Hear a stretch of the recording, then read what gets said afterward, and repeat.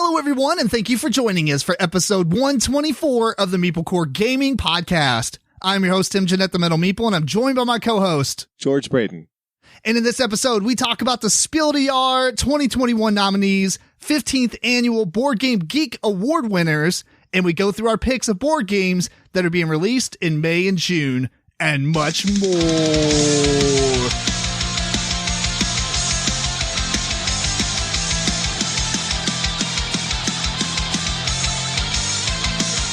Alexa, ask a random question.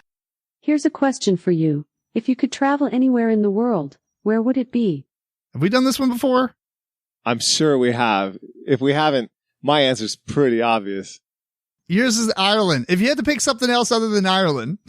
Oof, okay. Like pick somewhere you've never been before that you would still like to visit. Right. Croatia. Yeah. That's kind of interesting. Why's that? Anything in particular or? Well, I've seen a bunch of articles about it recently. I've read some things about it and it looks amazing. It looks like, it's got like temperate weather and it's beautiful. It's got lots of history and just really interesting place that I've never known anything about. So yeah, I'd really like to check it out. That's pretty cool. Have you, other than Ireland, have you been out of the country a lot? No, not a lot. I've been to Thailand. I've been to like that Golden Triangle area. I wasn't running drugs or anything. That's good to know. Yeah, but no, that was my graduation present to myself, was go to Asia. And so I've done that, and I've been to Ireland, and that's pretty much it. Yeah, obviously Canada and Mexico, because that's like, connected to our continent. It's easier. Other than that, the only other place I've been is the Dominican Republic. Oh, that's nice. Yeah. Yeah, it's very sad, but it's nice. Oh, wait, I've been to Jamaica. I forgot about that. Yeah. Gotcha. Yeah, it's interesting because, if you stay on the resort, it's nice, but then you go into the city and you're like, these people live in poverty. Oh, yeah. And it's really sad that certain companies make use of these people, their land for, the all-inclusive resorts and stuff, but they really just feed off of it because they don't put a lot of money back into the system there. Right. That's no good. Yeah. There's a lot of poverty in Asia too, and a lot of companies use that area for labor, obviously. Yeah. Going back to the question, I guess, if I had to pick a place, or not had to, there is already a place I would pick, and that's Japan. Oh, yeah. I absolutely love Japan. I knew that. You're totally into anime. I love anime, and my favorite time in history is feudal Japan, to study and to read and stuff about. Right. So it'd be neat to go and see, like ancient artifacts that they would have like in museums and stuff like that. Very than, I feel like there's two parts to Japan. There's like visiting Tokyo and then visiting the rest of the country. Because Tokyo is such a different experience from what I understand. Yeah, I wonder if the Japanese feel like that too. Like, I don't know, but one of my friends used to teach English there for many years. I think like 10 years or something.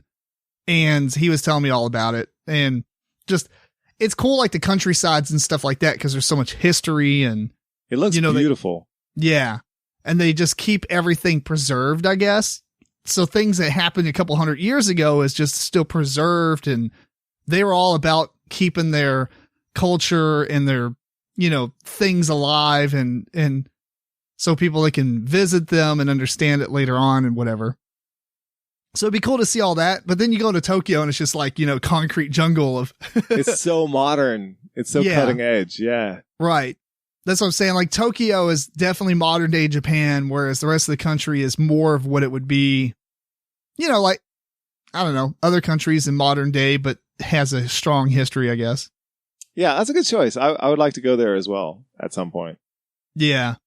And it would be awesome to meet somebody like a blacksmith that can forge a katana. Because I've always wanted to purchase. I have a lot of weapons, by the way. I don't know if you even knew that. I have 15 swords or something, and just a plethora of other weapons. Okay, I've seen a few of them. I've seen a few when I've been over there gaming. Yeah.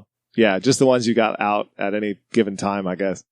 Yeah, and they're low quality. You know, they're not like, if you had an actual blacksmith make you a katana, it's like $2,000 to $3,000. Is that all? Most of us, it's not really that much, no.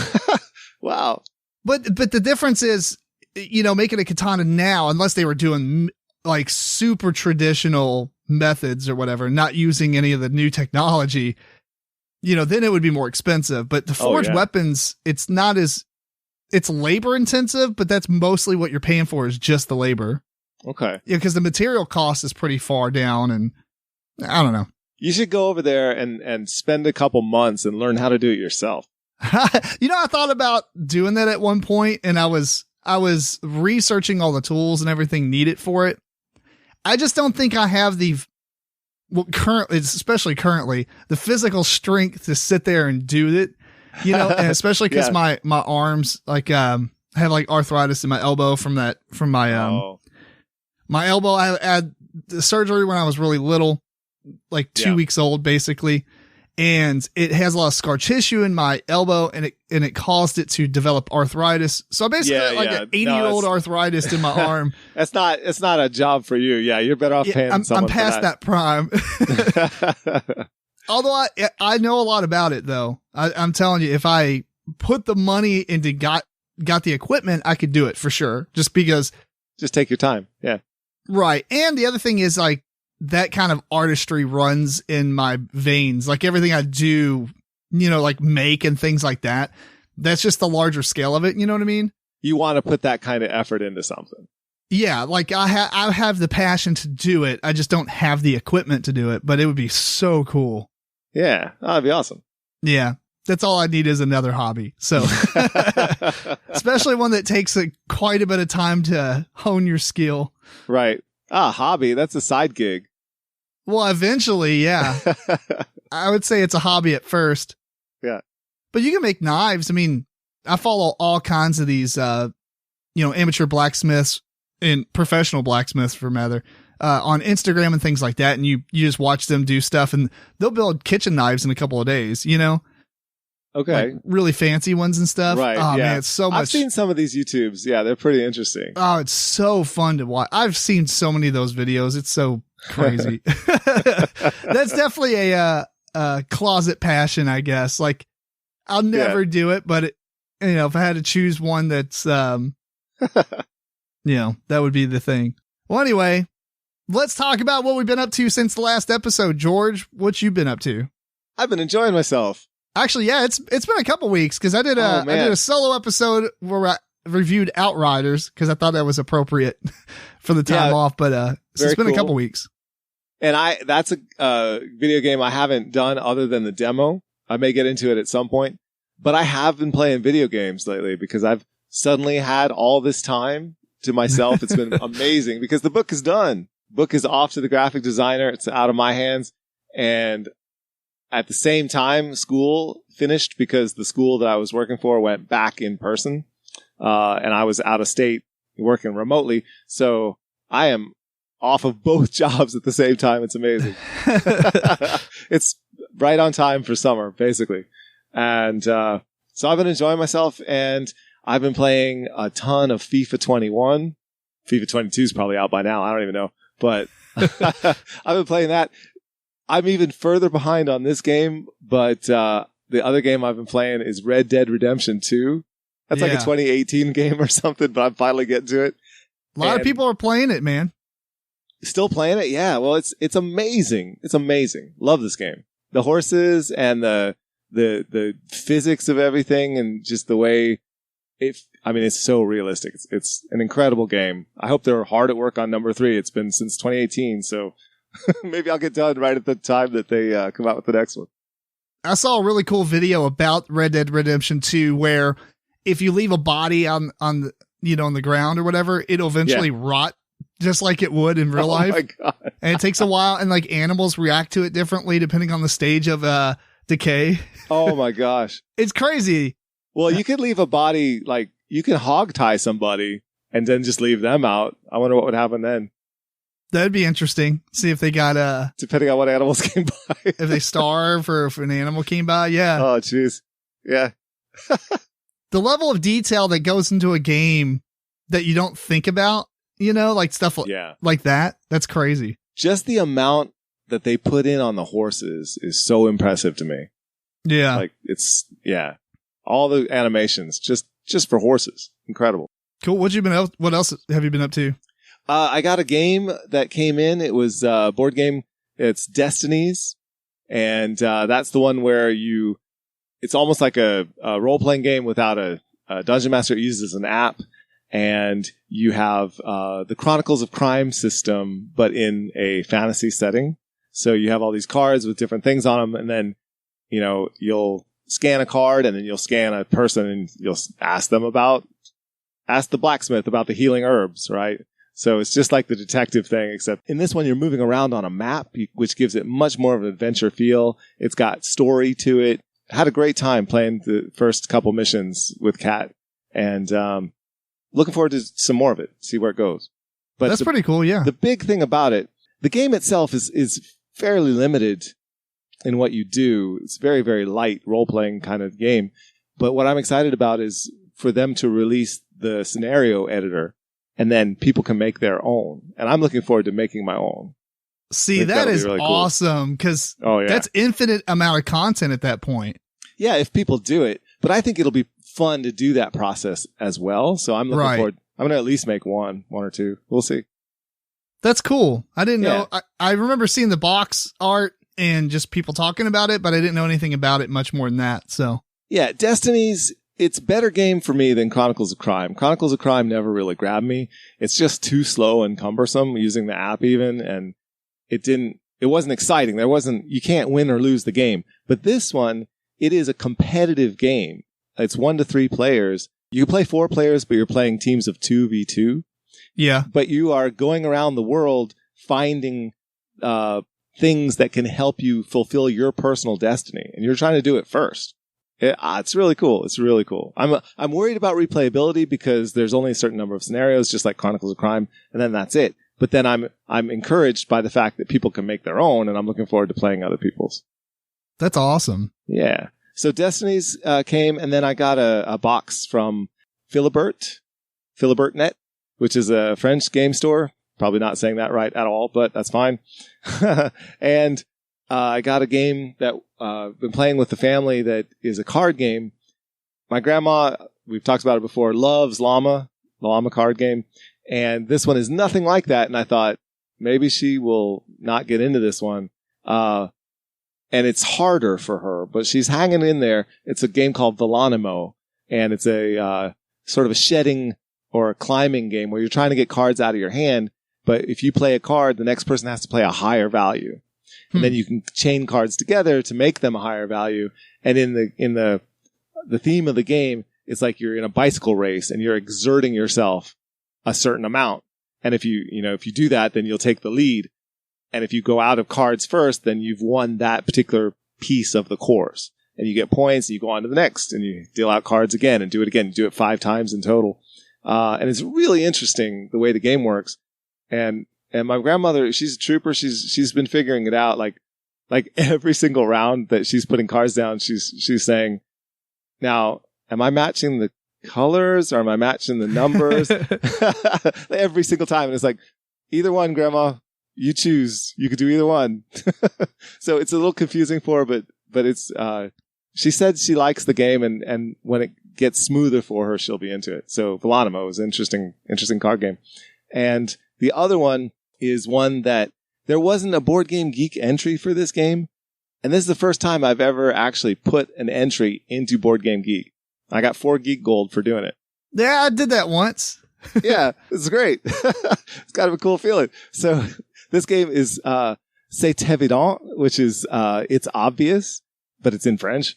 But the game, there's no French in the game. The game is just a bunch of cards with pictures on them. And you put a picture for each player of the game out in the middle of the table plus 1. So 5 cards if it's a 4-player game, and they just have images. And then everyone gets 2 images that you put in front of yourself. And you have to make a connection between one of your 2 cards and one of the cards in the middle of the table, and they have numbers next to them so that you can indicate which one you're doing on a secret wheel. So you dial it in. I'm going to pick number 3, and you secretly put it face down. Everybody does that. It's a cooperative game. What you're trying to do is not pick the same card as somebody else. So you have to deduce. Oh, wow. It's so good. You have to deduce and look at what everyone's 2 cards are and think, what would they pick with their 2 cards? I need to make sure I don't pick that thing. And you have to come up with some association with the other thing that you're picking so that it's really good. My God, my family is bad at this game. It is so bad. Could you play this with Dixit cards and like a die that you just set to 1 to 6 or something? Or you probably could. Okay, to be fair, yes. I guess the question is, the cards that they have, is each card a individual item, like a purse and a phone or what? It's not exactly crazy as like Dixit cards. They're not crazy like Dixit card. No, they're just like a peace sign and an astronaut and a cactus. You know, it's just whatever, like crazy, whatever. It's just stuff. And so, yeah, you could play with anything you want. Honestly, you could. But it's really funny how bad my family is at this. We always end up picking the same thing. Just tell them, all right, you always pick 1. I always pick 2. No. Yeah, I guess you could easily game the system like that, but that would not be fun. That's fair. Yeah. So here's how it's supposed to go. You play a certain number of rounds based on the number of players. So with 4 players, you're supposed to play 9 rounds. And if you fail 3 times, if anyone picks the same number as anyone else 3 times, then the game's over. You lost. So you have to do it successfully 7 out of 9 to actually win the game. The first time we played the game, I kind of talked them through the first round just to explain the game to them. So we passed the first one, but it was like basically I was saying what, I was going to pick and what they should pick. So it doesn't really count, but we counted it. So we got 1 pass and we failed the next 3 and we lost the game. So then we played it again tonight. We failed the first 3 in a row, lost the game. We lost the game. So, and then my dad said, okay, so we're supposed to not fail 3 times. And we're supposed to get all the others that are, passing. Let's reverse that. If we can pass 3 out of 9 and fail 6 times, then we win. And I said, well, actually, Dad, it's 7 times, right? So he's like, okay, if we could pass 2 times, we win. So we played the rest of the rounds. We did not win. We did not pass 1 time. That sounds pretty rough. It was amazing. Like the connections people were making made no sense. Like there's a helmet for a deep diving suit, like a bathysphere helmet, right? Right. And I'm thinking there's no way they're going to pick that because they have like, a scale for weighing money, and they have an apple or something, right? They're not going to pick that. And then they pick it and they're like, well, if you go diving, you're going to find treasure and then you have to weigh the money. And I'm like, oh my God. Yeah, it's amazing. That sounds kind of neat. I'd like to try that one. It's a fun game. It's really good. So you could probably use the Belrati cards for that, maybe. Ooh, you absolutely could. If you have Belrati, play this game. Dixit would be interesting too if you had like abstract stuff and like what is the reason you're choosing. Man, that'd be crazy. That'd be crazy. Let's just start off with single items on a card rather than like some kind of crazy scene. Yeah, but it's oh man, it's rough, and you can make it easier. And next time we play, I'm obviously going to do this. You can add more cards to the middle, so it's less likely that you pick the same card. Right. But the easy way is actually playing 1 card for every player plus 1. Like the normal game, you're supposed to have just 1 thing and everyone's supposed to pick a different thing. Oh, man. It's insane. And we can't even do it the easy way. So we're going to try the extra easy way and put add 2. Plus 2. All right. Plus 3. Well, once we get that down, we'll remove 1. It's pretty funny though. Yeah, cool. So that's what I've been playing. That's what I've been doing. It's good times. I'm pretty relaxed now, finally. Fair enough. I got a couple of things I'll mention real fast. Yeah. You talked about a light RPG. I've been playing a light RPG on the Nintendo Switch. Oh, yeah? With my son. It's called Cat Quest. I've slightly mentioned it in the last couple episodes that we played the demo. Right. And we bought the game. It came in the mail and we started playing it. Number one, it's kind of hard. There's a lot of dodge rolls that you need to do. And can he do it? No. So what I'd end up doing is giving him magic stuff so he can fling fireballs at things. It's like, you just stay away from everything and just fling fireballs. Cause when he had a sword, he got really scared to get near anything. And he was just running around on the edge of the of the map. Cause it's like a Diablo style game, right? Yeah. It's got a cute artsy theme and everything, but it's the style that's, that isometric, over the, isometric view from a top down. Cool. Like Diablo. And both your cats are on the same screen. You can't leave the screen, obviously. So you're these anthropomorphic cats with swords and things. Yeah. Cool. It's a really fun game. I recommend it. It's actually really good. What are you fighting against? Are you fighting against like rats and things like that? Different things. Yeah. Okay.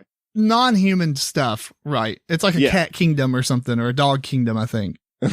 One player plays a cat. The other player plays a dog. Oh, okay. Awesome. And he just wasn't swinging his sword. And I was like, all right, here, equip this, give this. All right. Now you're just throwing fireballs, or it's actually ice, but you can hit things at a distance. So just run away. But the problem is what he does, he just sits there and flings fireballs or whatever. And the thing gets close to him. He doesn't move. And I'm like, there, move. And then he just gets one shot it. Cause when you equip all those items, your health bar goes down. Yeah. Magic users never have very many hit points. Yeah. It's very interesting. And so another thing that was really funny. It's almost like you're playing like a bodyguard quest through the whole thing. Like you have to keep him alive. I'm carrying us for sure. It's all on me. You have to run around and make sure the VIP stays alive. I equipped a heal spell and it does like this aura around you when you're healing, and it just, it's like 19, it refills your health every 1 second for like 10 seconds. Yeah. And I'm constantly clicking it and like just running around him because he's just going chaotic and running around. I'm basically playing this game on nightmare difficulty. It sounds amazing though. We fought the first boss or whatever, and then it takes you to this one area that you're on the world map. And the world map's really cool looking when you're playing it. But there's like these monsters in the water, and you can't get in the water at first. I'm assuming you get in there later. Yeah, well, as a cat, that makes sense. Well, yeah. So I was like, there, and shoot your staff over there and see if you can hit it. He hits it and it immediately zaps him and kills him in one hit because we're level like 9 and it was level 80. But it doesn't tell you the level of the monster unless you hit it. Right. And so he just like, whack, smack. He just died. He goes, it killed me. Did you laugh? I would laugh. I laughed. I'm like, well, when one of you die, you kind of go down and you can stand in their little like personal space bubble. When they go down, there's like a ring around them. And if you're inside of it, they'll start regenerating health. And when they hit a full bar, they'll get up. Okay. Yeah. Much like other games where you go down, you run over and you hold down A for a few seconds and you get your buddy up. Same thing with this. Okay. It's a really cute game though. There's all these little save stones. They're not really save stones. They're more like a health replenishing stone. And when you go over it, your cat just goes and falls on the ground and sleeps. It gets all its health back. I'm like, all right, let's go sleep. I was like, sleep. That's very cat-like. That's cool. Yeah, it's really cute for a little kid, and it's a very introductory RPG. But it is difficult. When you start the game, there is a option to play like story mode rather than normal mode, and like it's much easier game. Okay. And it was meant for kids and stuff, I guess. Right. I didn't choose that.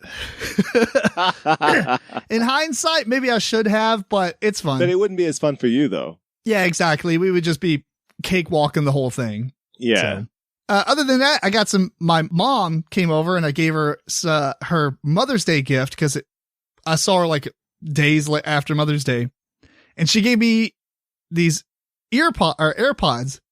So I was very excited about that. I'm like, Mom, it's Mother's Day and you're giving me like these awesome Apple AirPods. I've been using those. Those are pretty awesome. Man, I'm really excited about those. And last thing I'll mention is we did play some games on Saturday. This past Saturday, we played Magnastorm, Red Rising, Noctiluca, and Medium. We will be talking about Red Rising probably next episode, I would assume. We might talk about it a little this episode, too. Well, yeah, but we'll actually like review it basically next episode. Yeah. I will say that Magnastorm is really good. Man. Really? This is a game that is not on Tabletop Simulator or anything like that, which is why I picked that game to play in person because we can't play it online. Yeah. It is super good. You have like this grid of like these little meeple heads that you move from one grid to another grid. Meeple heads? No, it's a meeple, but it's actually like the bust of a person's face in their chest. Yeah. And you pick one up and you move it onto another board that's like a grid, and the grid has like certain like bonus actions on some of the spaces. And then depending on what row you put it in, there's 2 actions you take. You're either gaining income or moving your rover around on this map, right? Of the planet that you're investigating. Okay. This is not cooperative though. It's competitive. Okay. I mean, it's competitive as far as a board game, but in the story, there's a new planet that these 4 federations or whatever are sending people to discover. And it's more like if your, faction or whatever does the best, you get the most money to fund and stuff. Right. Okay. Yeah. You're not like trying to like hurt other people or anything. You're just trying to research things before they do. Right. Are you moving a collective rover or do you each have your own rover? You each have your own. Okay. It's a really good game. It's not super deep, although it is complicated, if that makes sense. Like the rules are, once you explain the game to somebody, like, I get it, then you're just trying to figure out how to do the strategy, but there's a lot going on. Okay. So it's a complicated game because there's a lot going on, but it's not really a deep game as far as like trying to teach somebody Mage Knight, the board game, where, how did this work again? What is this? Yeah. What's so that's the really fun. Main mechanism in the game? Worker placement? Kinda, but it's more of so that grid of workers, you're moving from one board to the next. In doing this, you are doing 2 things. One, you're doing an action, but when that board gets filled, when you move all the meeples from one board to the next, right? Essentially, you take about 7 or 8 actions. So it's that many meeples times 3. And that's how many meeples are on this board. There's like, in a 3-player game, there's like 21 of them or something. 3, 6, 9, 12, 18. There's 18. No, there's 21. Right. There's 18 of the yellow ones and then 1 from each player. So 18, 19, 20, 21. Once all 21 of those have been moved to the other grid, the round ends, you pick up the board, you move the other board in its place, and then put the new board back that's blank.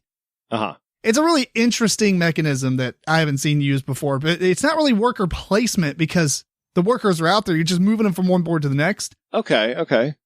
But the column that you move them in really matters because that's how you buy these administrators. So you can, when you're moving the meeple, you can say, I'm moving it to take this action, but I also want to make it more expensive for somebody to buy the administrator that I have that's in that column. Interesting. Oh, it's so good. Yeah, I like that kind of puzzly stuff. Right. It's a really good game. I'm glad I bought it. Okay. And then we played Noctiluca, which is always a fun game. It's a little dice game where there's all those dice out there and you put a guy down and you pick a direction, name a number, and you pick up all the dice of that number in that whole line. And even if you don't want all of them. Even if you don't want all of them because you put them in these little bags, which essentially is like Potion Explosion, where you have like a card that has like so many slots for like red, blue, purple, green. And whatever you don't use, you actually have to pass off to the other players. So yeah, you can get 15 dice by saying 5s in this direction, but if you can only use 4 of them, you're really helping out the opponents quite a bit. So yeah, really cool puzzly game. Would you play this one, or would you pick this one over Potion Explosion? Would you say, or no? They're vastly different puzzle experiences, but I really do like Potion Explosion, and I really like Noctiluca. Okay. So I don't know. I guess I would. And I have to think through that one. I like Noctiluca. I think that probably Potion Explosion is slight. I don't know. I wouldn't say it's a better game, actually. They're pretty on par for me. Okay, that's cool. Yeah. Yeah. But that's it. Sounds pretty good. That sounds like a good game night. Yep. It was really fun. In the interest of time, we're going to move on to the news just so we can talk about the Spiel des Jahres. Spiel des Jahres nominees of 2021. George, you got it up. You want to do the honors on this? Absolutely. Yeah. Just go through them and then we'll talk briefly about them. All right. So the Spiel des Jahres 2021, we've got for the regular Spiel des Jahres, The Adventures of Robin Hood by Michael Menzel and Cosmos. There's Macro Crime City by Johann Sick, and that is by Spielwise and Pegasus Spiel. And Zombie Teens Evolution by Annick Lobet, and that is by Scorpion Mask. So that is the first category. I guess we can comment on it real quick. I have no comment. You have no comment? I have no clue. I've not played either of these games. Okay. If I had to guess, I would probably like the Robin Hood game the most. Well, how do you feel about Legends of Andor? Oh, I don't like it that much. Okay, well then. That's the co-op game, right? So this Robin Hood game is like that, but co-op? It is also co-op. It's not like that. I'm not going to say it's like that. I think that it's even lighter than that. Well, it's definitely even lighter than that. But it has a very interesting mechanism where the setup for the game is instantaneous because the board itself has these pieces that you punch out and flip over or not. So there's basically 3 states. The way it comes, the piece taken out, or the piece flipped over and put back in. And they're all over the board. And there's numbers next to next to them. And what you do is you have a meeple and a bunch of meeples of different, size tails. They're not really tails, but they're elongated meeples. And that you set them out and that's how you move on the board. Like you're actually measuring distance with your little meeple dudes. And if you come to one of these spots that has a number on it, then there's a adventure book and you open it up to that book and read that section. So it's a story game, right? And then, whatever happens and maybe you punch it out and it reveals something else, a picture there of something, or you flip it over and now it's, the guard that was there asleep. Now he's awake, or whatever. Right. So it's really cool. It's got great Michael Menzel art and it's really cool the way that you do that particular thing. I wonder if the movement would get a little old after a while. But the rest of the way that the game works in terms of setup is you just have a bag. You dump out all the components into the box top, and then you throw in the bag a certain number of purple cubes and a certain number of white cubes and a disc for each player. That's your player color. And a disc for the game itself, like 2 discs that represent the game itself. And then you reach in the bag. Sometimes you pull out a disc and that's whose turn it is. And sometimes you have to do a test, fail or succeed, and you just pull out a cube. Is it a purple cube? You fail. Is it a white cube? You succeed. I might have got that backwards, but who cares? So for a test, you might have 3 pulls. And what you really want to do, those cubes don't go back in the bag. So you want to pull and fail twice and succeed on your 3rd try. That would be ideal, right? Because you're taking out some negative cubes out of the bag. And then there's things that put cubes back in the bag. But that's how simple the game is. That's it. That's the whole game right there. It kind of looks like the other 2 games are simple-ish as well. Yeah. Oh, yeah. In fact, I just want to say Macro Crime City, that's not a game. It's not? To me, that's not a game. It's an activity. It's a big map with little tiny pictures with little tiny people. And you have to find people, and they'll be on the map in several spots. So like a Where's Waldo type of thing? Exactly. It's exactly Where's Waldo. I'm seeing that from the picture. It is an activity. That's not a game. There's very light deduction, and you can talk with other people and say, well, he's coming from the fry shop, so he probably got French fries there, or whatever. But the deduction is not that deep. I see.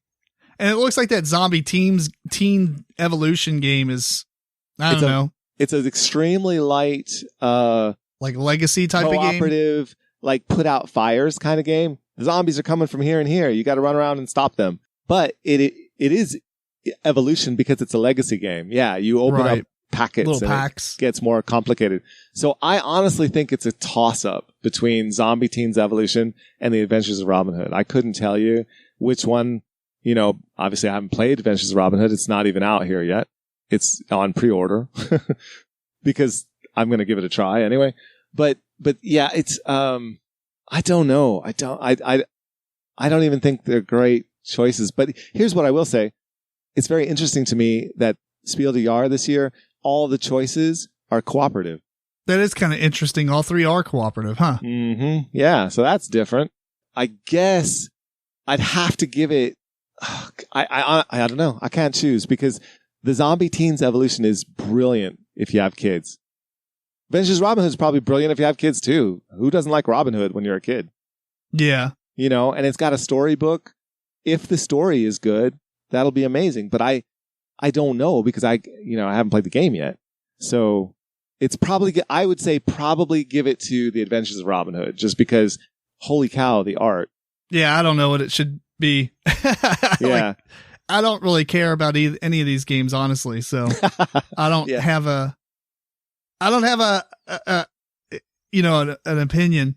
Yeah, I'm concerned. I think the gameplay in Zombie Teens Evolution, as it evolves, probably becomes more of a game than the Adventures of Robin Hood.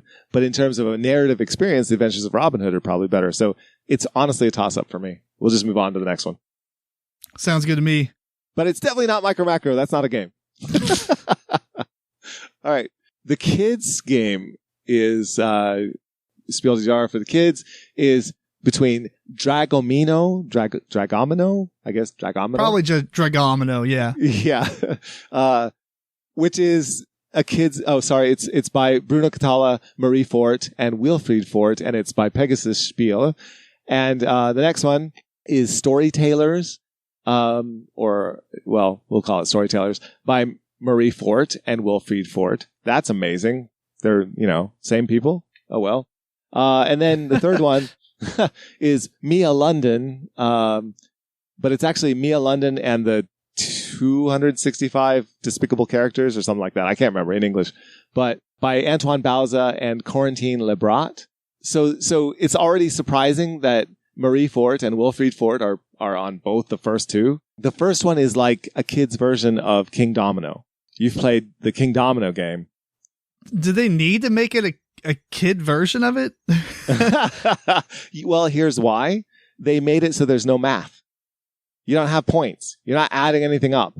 You're just putting the tiles out just like you would in King Domino. And if you match up wheat to wheat, let's say, then you get a dragon egg. Token on it. Yep, get a dragon egg token.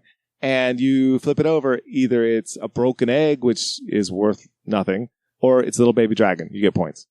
That's pretty cool. It's cute. It's really cute. And kids can easily get into it. It has a great chance to win. And then considering that King Domino won a couple years ago, I would say it has a pretty good chance. It has a really good chance. Seems like, I don't know, you're just, maybe you want to change it up. But the Storytellers game, the second one that I mentioned, I can't even fathom that it's on there, to be honest. But maybe that's me. There's a lot of story games that don't really work well, in my opinion. This one particularly doesn't work well for me because you have a bunch of cards that tell a story on them. And all you're doing, basically, is when you get to a certain point on that card, you are, it says the knight, approach the castle. And then you choose a card to represent the knight out of a bunch of cards that are, you put 6 cards out. But here's the thing. Every one of these cards are kinds of animals. So is the knight in your story going to be a cow or a fish or a bird? Who knows? But you guys have to vote to choose. And if the animal that you put out there gets votes, then you get points. And that's it. I don't know. I don't understand how this is a fun game. But I could be wrong. I'm not 5 years old either. Maybe it's brilliant for kids. I don't know. But that's what that one's all about. And then the third one, Mia London, is a game where you have a little flip book and you have pieces. The very top part, you have pictures on the flip book, and so but they're cut in pieces. So the very top part is your hat, like the kind of hat, and the next part is kind of glasses and eyes, and the next part is your mouth or whatever, and then the next part is your neck. And anyway, you start the game and you select what kind of eyes, what kind of hat, what kind of whatever. Secretly, you take that card and you put it in the box. That's going to be the actual culprit. And then you shuffle up the cards for each of the others and they appear twice in the deck. except for the one that you took out of the box and put in the box. That one's only going to appear once. And then you go through and you very quickly deal the cards. So everyone's seeing a flash of these images. And you have to remember, did you see that twice?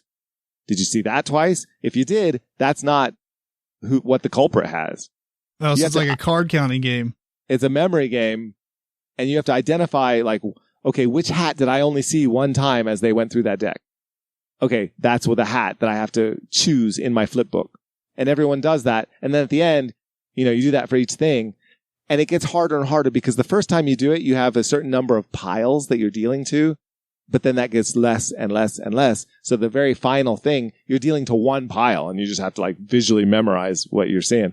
So it's pretty cool. At the end, everyone opens up their book and shows what they think the culprit has. Then you go to the box, you get those cards and, you flip them out and here's the hat. Dun, dun, dun, dun, and you see, did you get the hat right? Whatever. And if somebody gets it all right, then they caught the culprit. It's pretty cool. It's pretty cool. I think it probably should win. That one looks by far the most unique anyway. Exactly. That's, pretty much why I think so. Yeah.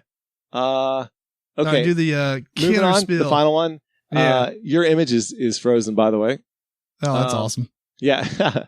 So on the final one, this is the advanced game of the Spiel des Jahres. We have the, it's in German, what I'm looking at. What is it called? The Arnak one? Lost Ruins of Arnak? Yeah. Yeah, that's it. The Lost Ruins of Arnak. And then we've got, Fantasy Realms. Oh, sorry. Lost Ruins of Arnak, is by Michaela Stakova and Michael Stock. And it's by Heidelberg Games and CGE, actually. Here, CGE. Czech Games Editions. And, the next one is Fantasy Realms by Bruce Glasgow and Stroman Games. And the third one is Paleo by Peter Rustemeyer, and it's by Hans im Gluck. So on this one, I know which one you would pick because you know this game. Maybe I don't. Maybe I don't because you've played Fantasy Realms, haven't you? Well, no, I've not played Fantasy Realms. I played Red Rising. That's right. So maybe and I love the concept of what's going on. And apparently everybody else is, saying that Fantasy Realms is slightly better than Red Rising. So I can't imagine I would like or not like Fantasy Realms. Right. Yeah, no, that might be your choice then. But Lost Ruins of Arnak is awfully good, though. It's really good. Now, I would probably pick Lost Ruins over Fantasy Realms. Although Fantasy Realms is really good because it's super unique in what it's doing. Whereas Lost Ruins of Arnak isn't necessarily super unique. It does what it does really well, but it doesn't give me a feeling that I haven't already experienced. Just like a different combination of things. Yeah, it's a card game filler, basically. Card game filler. Talking about Fantasy Realms? Yeah, I would think so. Oh, okay. I thought you were talking about Lost Ruins of Arnak. No. Like, no. But I don't know. And I've played Paleo too. Yeah, and I've played Paleo too, and that would be the one I would pick just because I love cooperative games. Right. But I, if I'm honest with myself, I think the winner ought to be Lost Ruins of Arnak. Personally, like I think more people got more out of that and think that it's a better game. But I would pick Paleo. That's fair. Yeah, I'd go with Lost Ruins of Arnak, although I do want to track down a copy of Fantasy Realms. But what's interesting is that Fantasy Realms came out in 2014 or something, 2017. 2017, yeah. And it's now like 4 years ago. Right, because that's when it comes out in Germany. That doesn't seem like how they should do this. I mean, that's how they've been doing it forever, right? Because it's a German board game award, so... Right. They don't care what happens outside of their country. A game came out 27 years ago. Well, it's here now. I guess. I just feel like, if you're going to. Although it is kind of fun. I don't care if I get slack for this, but some of the nominations were Aeon's End, Barrage, Gloomhaven, Jaws of the Lion, and Rift Force. Yes. So take that, Gloomhaven. No, I'm just kidding. I think that Gloomhaven, Jaws of the Lion, even though it's a lighter game than the normal Gloomhaven, it might be too complicated for even the Kenner Spiel. What? Because honestly, the Spiel des Jahres to me is kind of meh because they don't ever pick super complicated games. It's like never a thing. If you go back and look at all the Kenner Spiel, there's not really any games that are massively complicated or deep or whatever. Yeah. as far as like a complexity rating on BGG. Now, I'm not saying Lost Ruins of Arnak is like an easy game, but I'm saying it's more of like a middleweight strategy. It's pretty straightforward. Yeah. Right. And Barrage is way deeper. You know, Gloomhaven is a little bit deeper than I would expect to be on the award. I don't know anything about Rift Force, and Aeon's End is pretty good, but I mean. Yeah, I thought the whole idea of Jaws of the Lion was to make it easier. It's lighter than Gloomhaven, but it's more lighter on the components because it's like storybook rather than having all this stuff you have to put together. Yeah. Okay. So it's more accessible to people. Yeah. You know, the rule set's a little bit lighter, but it's still not a light game. It's got like a tutorial to it. Right. More so. Right. Yeah. Okay. Well, cool. We're going to, in the essence of time, we're going to move on. I'm with you though. I'm absolutely with you that, you know, Gloomhaven not getting one of the actual top 3. That's awesome. We'll come back to that though. All right. In the next topic. Yes. The other news item I had real quick, which is just something I had on here, and I'm just going to mention it, is that Target's going to stop carrying Pokemon and sports cards because of an altercation at one Target where people got upset. So wow. Good job, Target. You're idiots. Anyway. Wait, what? An altercation? How many people died? No one. They just got in a fight. It's like one dude fighting like 3 guys or something. Oh, jeez. I don't know the whole story. I read the article, but it's been like a week and a half now. One guy has to ruin it for everybody. I don't know. I'm not into Pokemon or what was the other thing? Sports cards. Oh, that either. Look, here's the thing. You have glass cabinets for all your video games. Just do the same for these. Do the same that you do for cigarettes or whatever. Like, make them out of the reach of people, and you buy them at that point. You know, put them in the electronics. Yeah. People just give me 3 packs of these. You bought them. You're done. I don't see how it's that much of an issue because they have fights every Black Friday, don't they? Yeah, that's more Walmart, but yeah.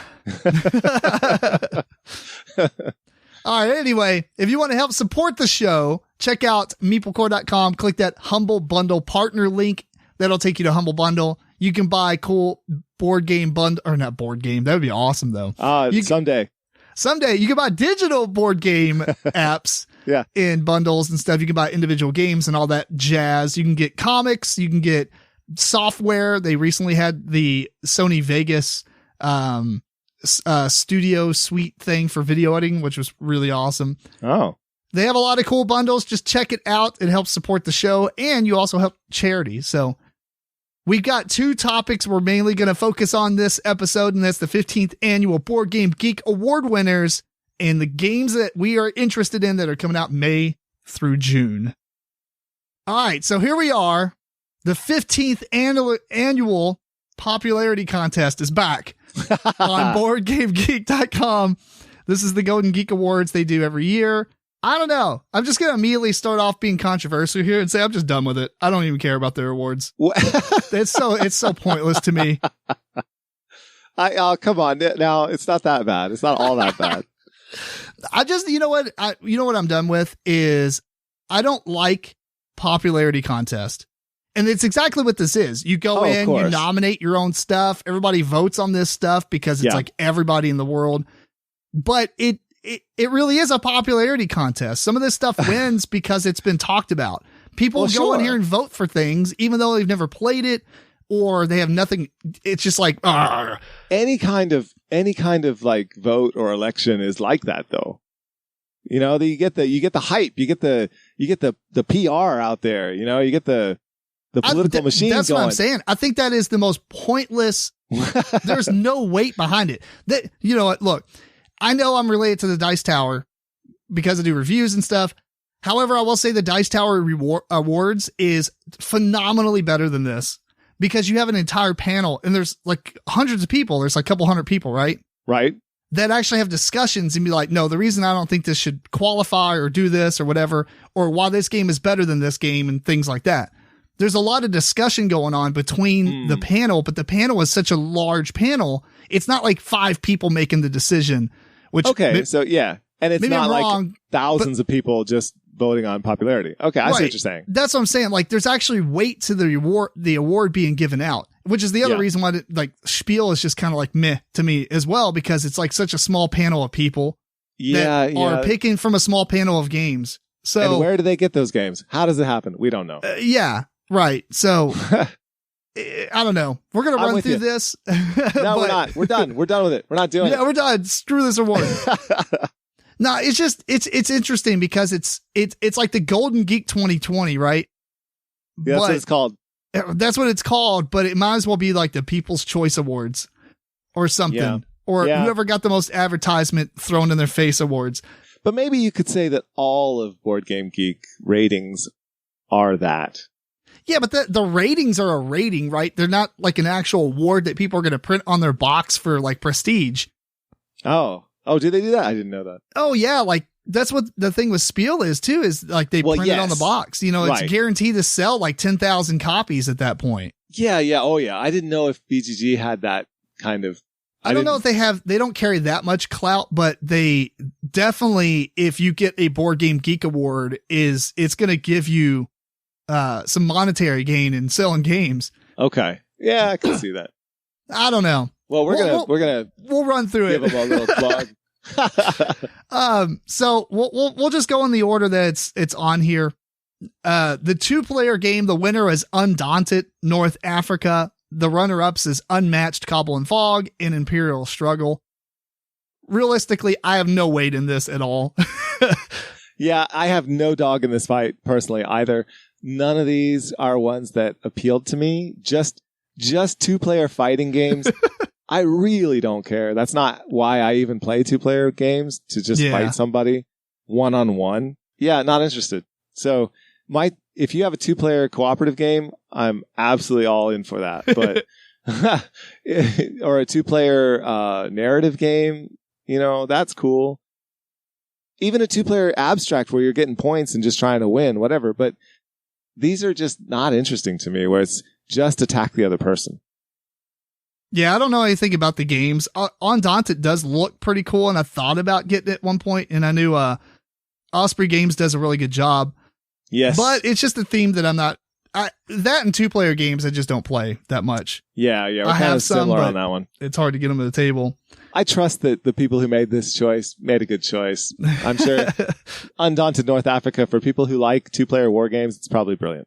So the next category is artwork and presentation, or it just says artwork presentation. The winner, the runner-ups, let's just do it this way. The runner-ups is Calico and Lost Ruins of Arnak, and the winner is On Mars. Oh, what? I guess... what kind of art is even in On Mars? Like, it's like the box art. The box art is great. Yeah, I like the box art. That. It is lovely box art. They have art on like the little people, tiles. I mean, there's all kinds of graphic art, graphic design in the game. Okay. Which I don't know much about graphic design. So I guess it's impressive in that regard. But yeah, that would be the third choice for me out of those three. Absolutely. I mean, if we're just going off of these and not going back and doing like the nominees, I've got the nominees up just so I can look at them. I'm not going to bring them up because obviously they didn't win or get they didn't win the runner-up or winner. So either way, though, out of these 3 games, for me, it has to be Lost Ruins. I know everybody wants to say blah, blah, generic fantasy, blah, blah. There's more artwork in that game and really nice artwork than the other 2 combined.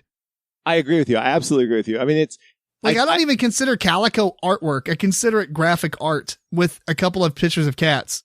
And the cats are really nice, but yes, anyone can draw cats. I'm sorry. Anyone can draw cats. This category is weird. Artwork presentation. Those are 2 separate things, man. It has to be graphic design. That's what they should call it. I don't know. It depends though. Like, is the presentation part of it, like if you go and look at it, like for instance, if you went and saw like Potion Explosion, there's really no artwork to that game, but the presentation is nice. Or if you go and look at Gizmos, the presentation is nice because it has this like 3D element of this marble machine that's pushing out marbles. There's a lot of cool presentation stuff, but it's really hard for me to compare that against artwork. Whereas in Lost Ruins of Arnak actually has good artwork. Calico has a nice presentation, but basically no artwork.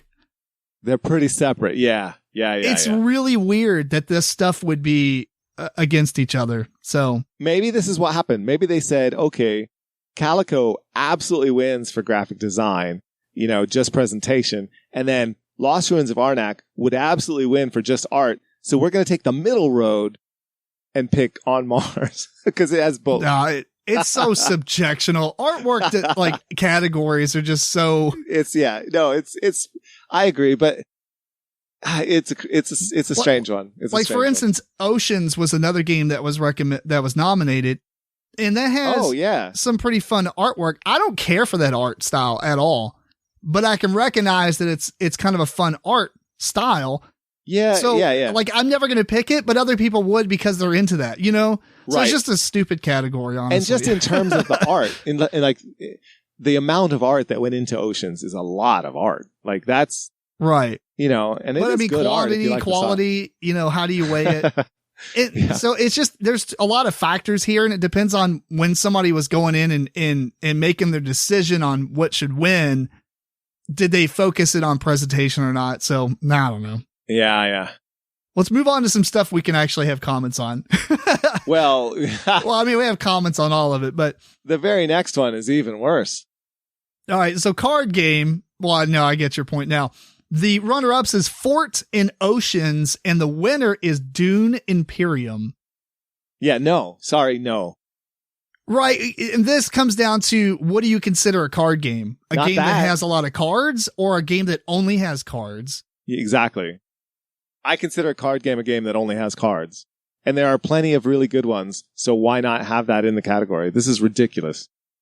Yeah. The problem with that is there are a lot of games that are just card games now, but there's a lot of games that have some extra stuff going on where it's primarily a card game, but maybe it has a little bit of extra components, to it. Dune Imperium has a lot of stuff going on, but it is a deck builder to a light degree, right? I mean, that's the core mechanism behind it.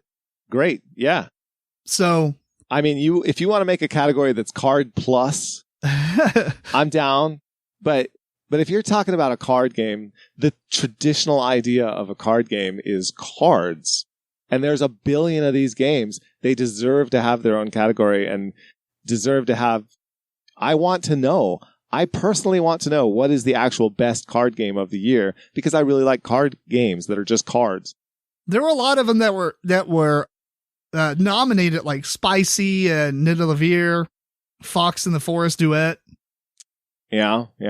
Dale of Merchants 3. So okay, that's the winner.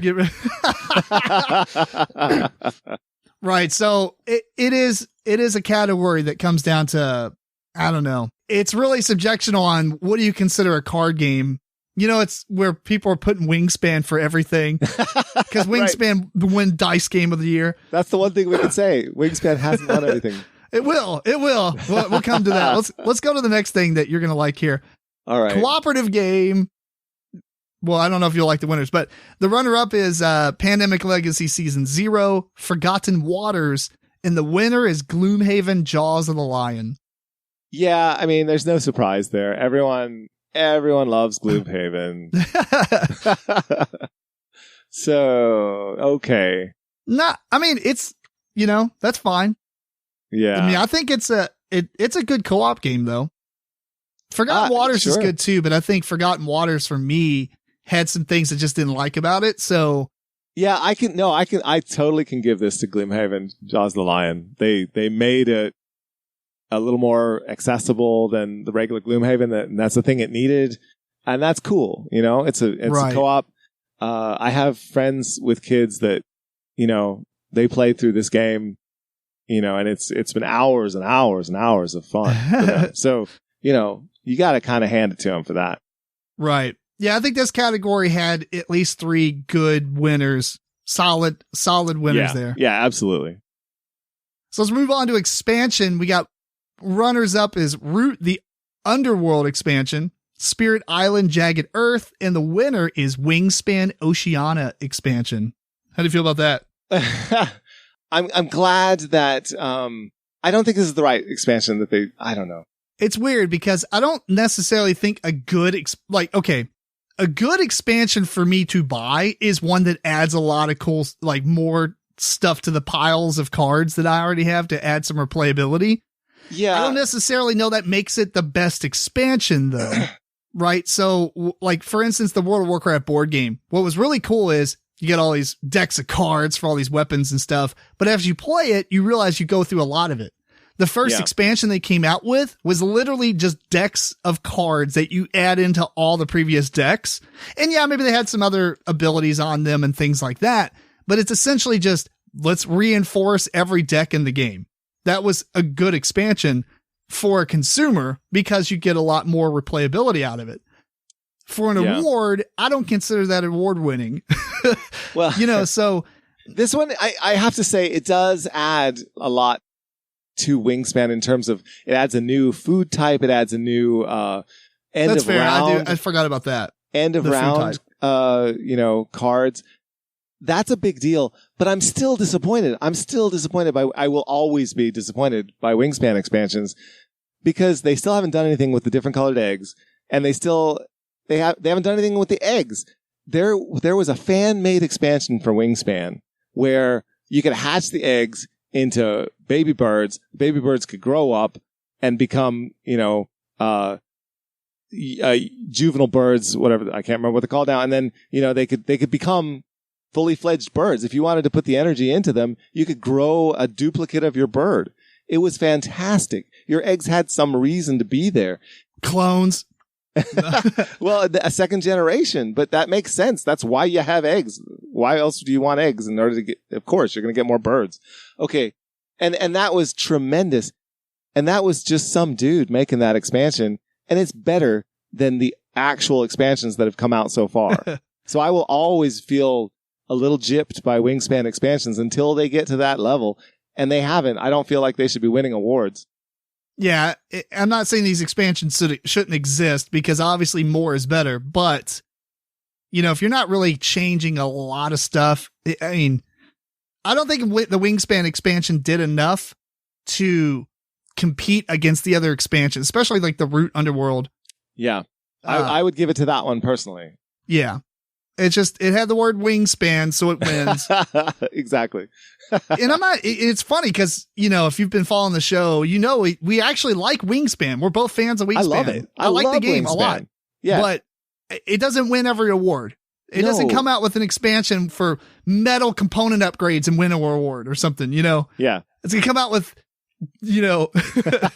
best card game. Engraved dice. Oh, God, the expansion is so much better than everything out there. Promo pack of 5 cards. Best expansion of the year. Anyway. Yeah. It's just, you got to do more, Wingspan. Do something with your eggs. Come on. So next category is innovative. We've got runners up of The Search for Planet X, Beyond the Sun, and the winner is Micro Macro Crime City. So I'm sure you're happy about that one. This is a crime. This decision is a crime. Oh man, I didn't realize there's so many categories. We're gonna have to speed this up. Well, all right. Well, it's not the most innovative. It's Where's Waldo as an activity. It's not even a game. It's terrible. It's not terrible. It's a fun activity. It's fun. Do it. Play it. But this is the reason why I find this award in style, not just the Board Game Geek Awards. I won't just pick on it, but a joke because in the innovative nominees there was Lost Ruins of Arnak, or right. Well, first off, there's Super Skill Pinball 4K on there, which I think is more innovative than some of these. It's a roll and write. It's a roll and write, but I mean, now I guess it didn't really innovate anything. It did really capture the theme. But right. So out of this, I guess Micro Macro probably is pretty innovative because it's doing something that nothing else has done. Whereas the others are, Yeah, right. Because it's not a game. That's why nobody else did it. All right. Next. All right. Let's move on to the light game of the year. This is one thing they changed between the last years is instead of just having game of the year, they have light game of the year, medium game of the year, and heavy game of the year, right? Which is interesting, but then they end up having, like the co-op game, which could, it's really weird because they have certain categories that if you make the correct game, you can qualify for 8 categories instead of just 2. Well, I guess that's what you're trying to do. I guess if you're trying to win a Board Game Geek Award, yeah. Yeah.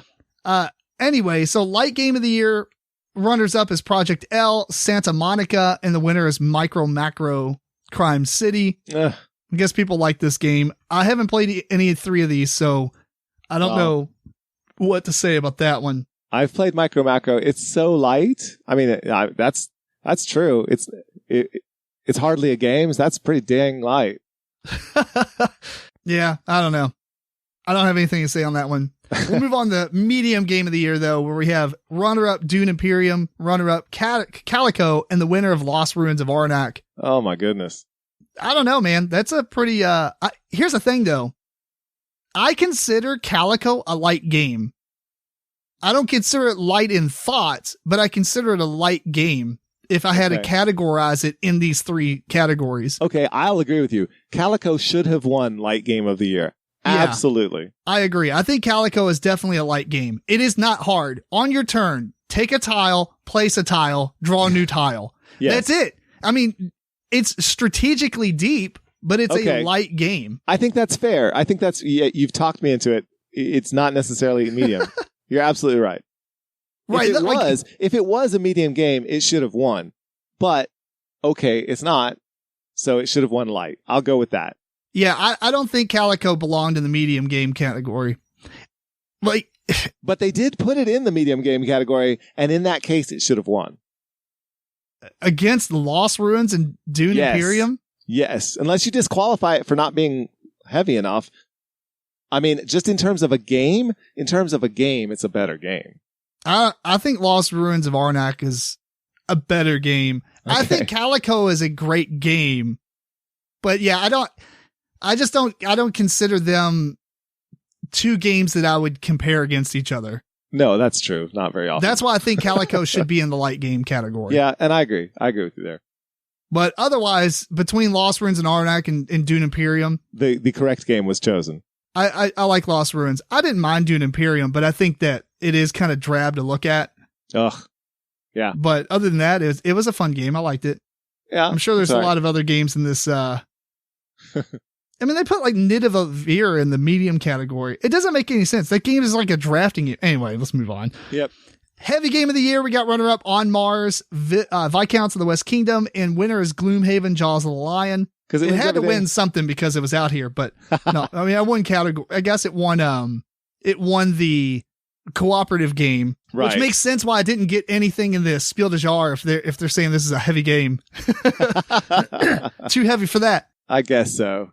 Yeah, it's interesting. I kind of feel like On Mars could have taken this one. That would have been fine with me. Yeah, I could see that. I mean, On Mars is good. I mean, Viscounts, I don't know. It's weird. I don't even know if I'd consider Viscounts a heavy game. That's not a heavy game. It's more like I have medium played weight. Viscounts, and I don't even play heavy games. So I don't know. I guess maybe it is a little heavier than medium, but I don't think it's a heavy game. I think it's more like top end of medium, low end of heavy. That makes sense. Yeah. Whereas the other two are probably a little bit above it. Yeah, definitely. But that's fine. Gloomhaven can win that. Yep. Print and play, I have zero interest in, but the runner-ups is Rolling Realms, Ticket to Ride, Stay at Home, and winner is Seven Wonders Duel Solo. Okay, I have no idea. I vote for Lily Pads. That's the only game I printed and played. Yeah, I don't have anything with that one. I don't do a lot of print and playing. Solo games. We got runner-up Gloomhaven, Jaws of the Lion. Runner-up Lost Ruins of Arnak. Winner is Under Falling Skies. And yeah, because it's designated. It's like made to be a one-player game. Yeah, that's a weird thing about solo games is I don't know. If you got a game that's 4 players, but it has a solo mode, how deep does the solo or how different does the solo mode have to be to qualify for a solo game? Well, do you want to win this award or not? Make it good. I don't know. I mean, Under Falling Skies is pretty nice for this category for sure. Oh yeah, I mean it's designed to be. That's not even a fair competition. But look at Gloomhaven. There's nothing that changes if you play it by yourself. That's what I'm saying. Like, I don't think it really. Every cooperative game could go into that category then. Correct. It's just kind of a BS way to throw games that you like in this category. I think if it's a solo game, it has to have a dedicated solo mode that is somewhat different than the main game. I agree. If it's a multiplayer game. Yeah. or it has to be a solo only game. Yeah.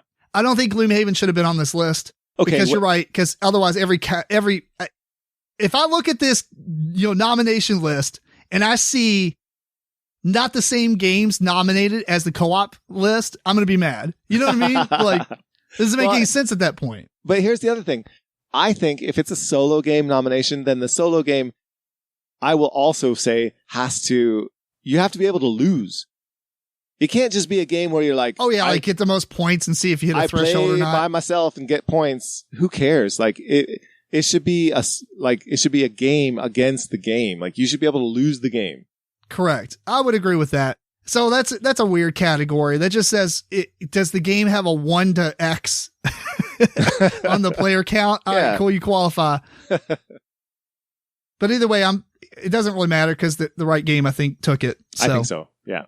Thematic game, we have runner-ups On Mars and Dune Imperium, and the winner is Gloomhaven, Jaws of the Lion. I mean, at least out of those three, I'm fine with that. Because, Dune Imperium, I just don't think utilized the theme of Dune as much as it could have.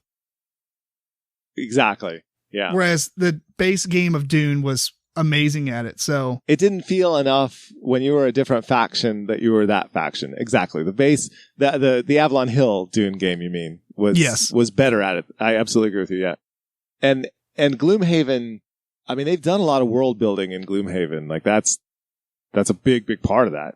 Yeah. So yeah, you got to hand it to them for that.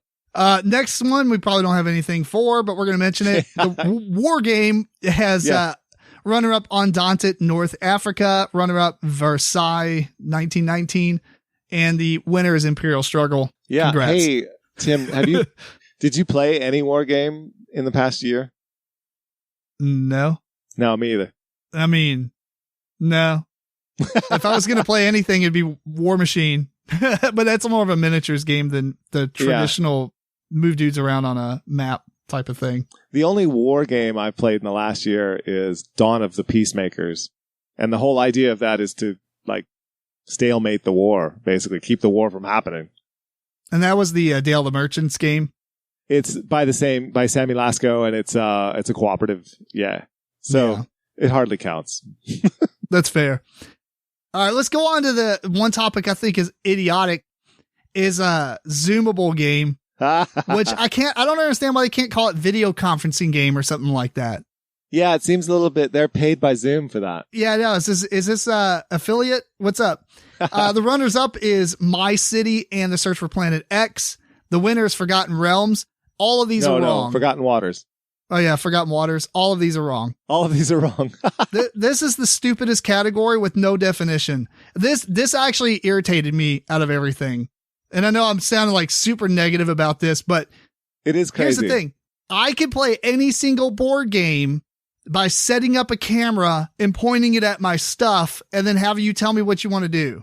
I don't think that makes it a great translation on a Zoom call. Well, okay. But we played so many more Zoom games that were better than that. Like for instance, Rosetta, the Lost Language. Oh yeah, that was fantastic. That would destroy I'm not even saying that game is amazing. I thought it was a good game. Oh, it's amazing. I don't think it's for everyone, but at the same time, it translates into a Zoom meeting so well because one person can control everything. Yeah, you're right. And none of these are like that. Well, right. I mean, like, I guess they are. Maybe I don't know about My City because I don't think you have anything that's hidden, but still, you're just telling Bob what to move on his screen when it's your turn. Yeah, it could be any game. You're absolutely right. It needs to be a game. If you're going to have like video conferencing game, right? You need to have, here's the thing. Forgotten Waters would win Tabletopia or Tabletop Simulator, like a digital platform, not like an app based game or whatever, but like a digital platform game. Yeah. When we you're had talking a great time like, with that. Right. It's a good game, but when you're having a game that you're talking about playing specifically over Zoom, right? You have to have it to where one person isn't just doing everything for everybody else. I mean, what are you going to do? Here's your hand. Everybody else mute your screen. Well, I think that's why they picked these. They picked these because everybody they can all be linked into the app on their phone and get their own private information, like the Search for Planet X, right? Like you say what you're going to do, And I guess so. In Forgotten Waters, all your cards are face up on the table and stuff. But you don't get to roll the dice. I mean, I guess if you have your own die, you can roll it on your... Right. Well, yeah, that's true. Or have one person roll it for you. But yeah, you're all linked into the app is why these were picked. Yeah, but there's so many other options with even games that came out this year. It's a strange category. I agree. But it's the first time they've done it. Like so Super Skill Pinball 4K is a better option because everybody, if they have the game, they can have their own little sheet. Yep. Or you can print one off the internet. Yeah. The one person's rolling the dice and you're just talking and stuff. I mean, party games. I mean, Hughes and Q's. Oh, party games. Fantastic. Yeah. I mean, Hughes and Q's might be a little rough though, because you have to draw cards. So if you're not, what are you going to do? Put them up against the screen. It's like, is that blue or what shade of blue is that? Yeah. It's the cards are what gets you in trouble in a lot of these trying to do over Zoom. Yeah. I don't know. It's interesting.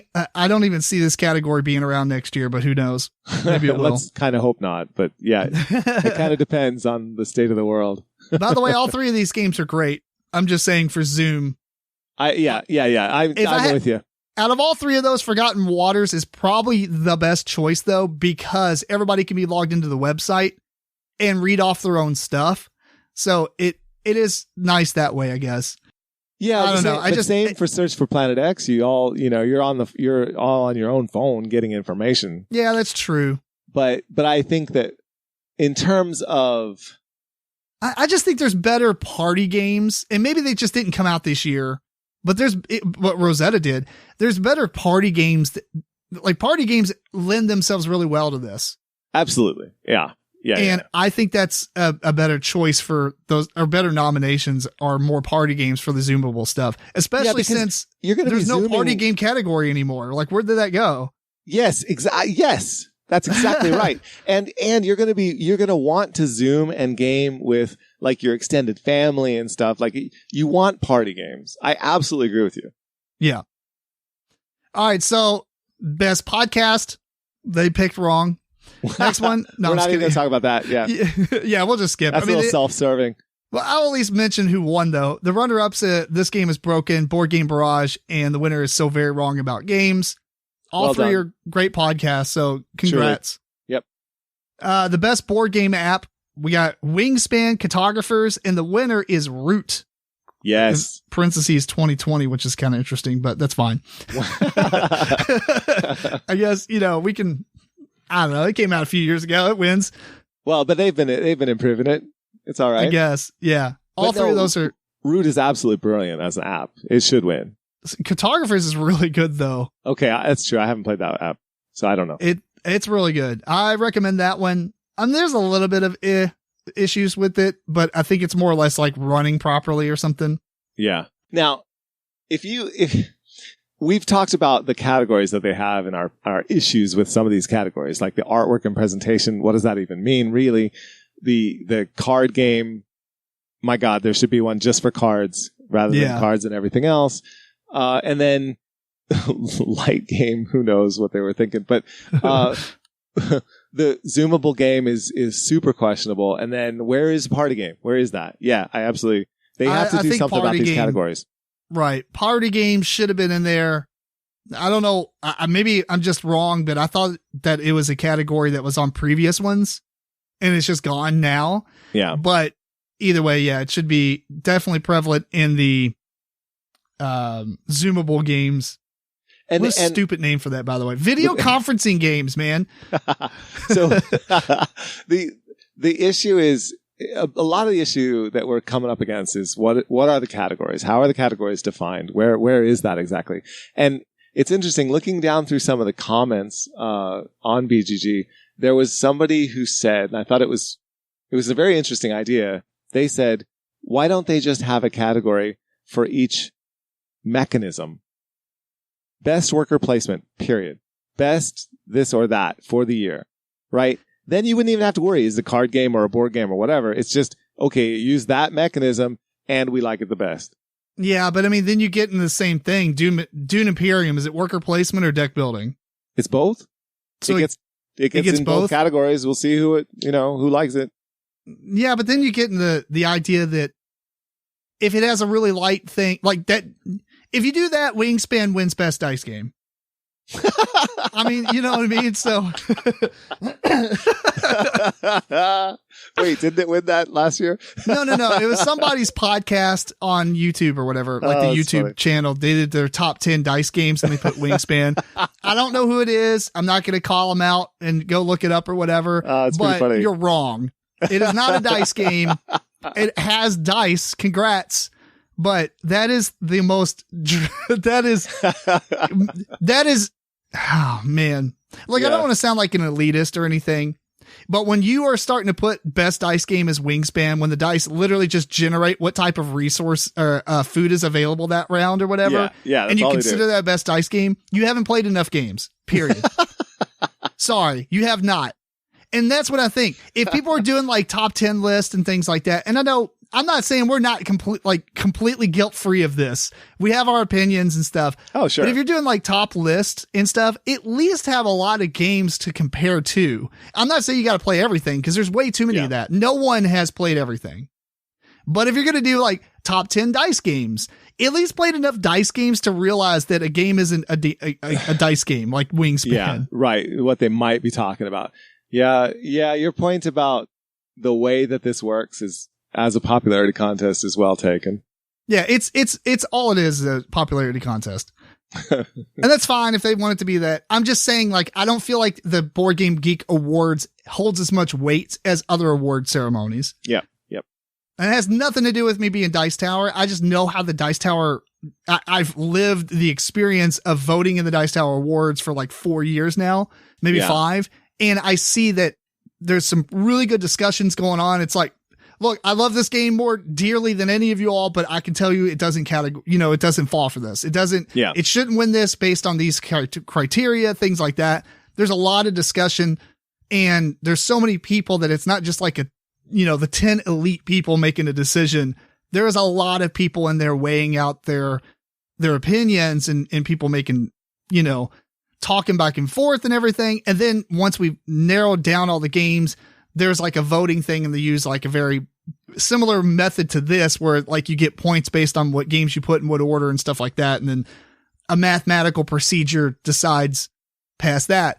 But the curation process is so much cleaner than something like this where you just have thousands of people saying, I never played any of the game with Wingspan. I'll win everything. Oh yeah. Gloomhaven too. Yeah.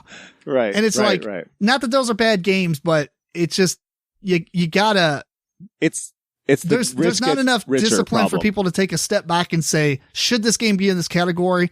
I'm not voting for it because of that. Yeah. Everybody else is just like, it's the same thing with Origins. You walk in there and have like the People Choice Awards, like here's a bunch of check boxes. And I see people checking them all off because they get a free little $2 token, like a generic token.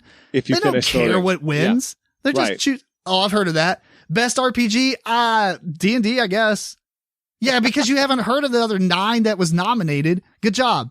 Due diligence right there. Anyway. Yeah. Well, I just had to rant because it's infuriating to me. I think they could make this, they're the largest board gaming site, right? They can make this award super deep by doing something better. And I agree.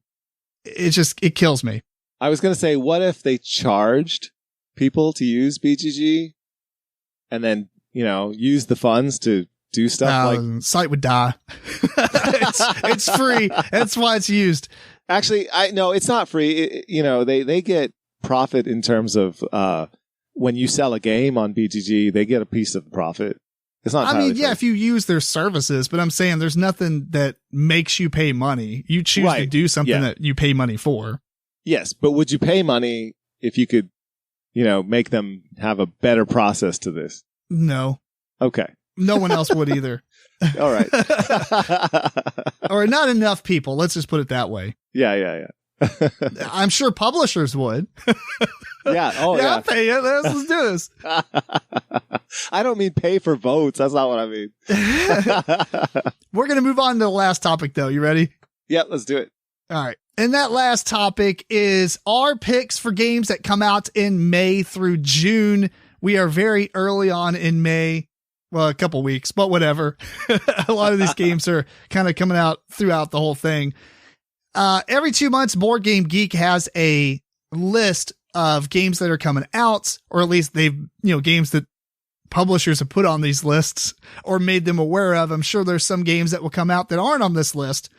However, these are the releases that are coming out in the next, this month and next month. And these are our quick, picks for that. I guess not necessarily we're going to buy all these, but if if money wasn't a problem, then we might own all these. That's right. So I'm going to start first. We're going to kind of quickly go through these. This one is interesting because there's not a whole lot of detail on it. So it's even weird that it would come out, but it's called Dungeon Decorators.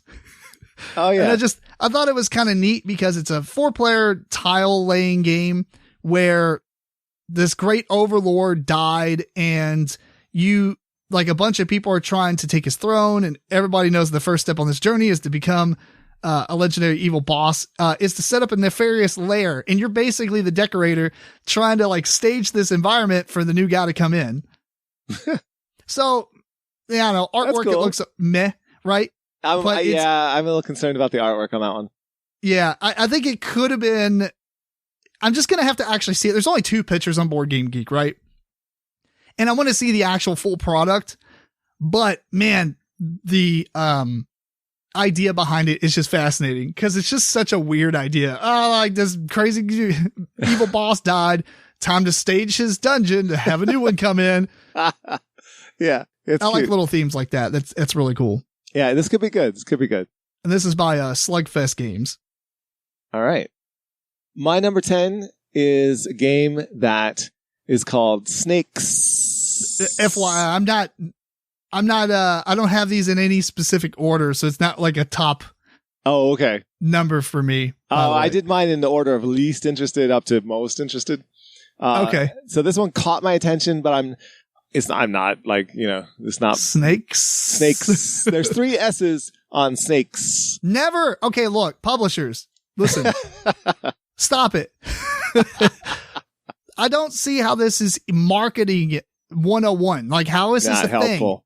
Thing? No, snakes, but instead of an A, it's an upside down V. And, come How on, dude. You're type that into BGG. Exactly. You're just making it super hard for people. How many S's was it? There's that game Raw 3 S's. or whatever.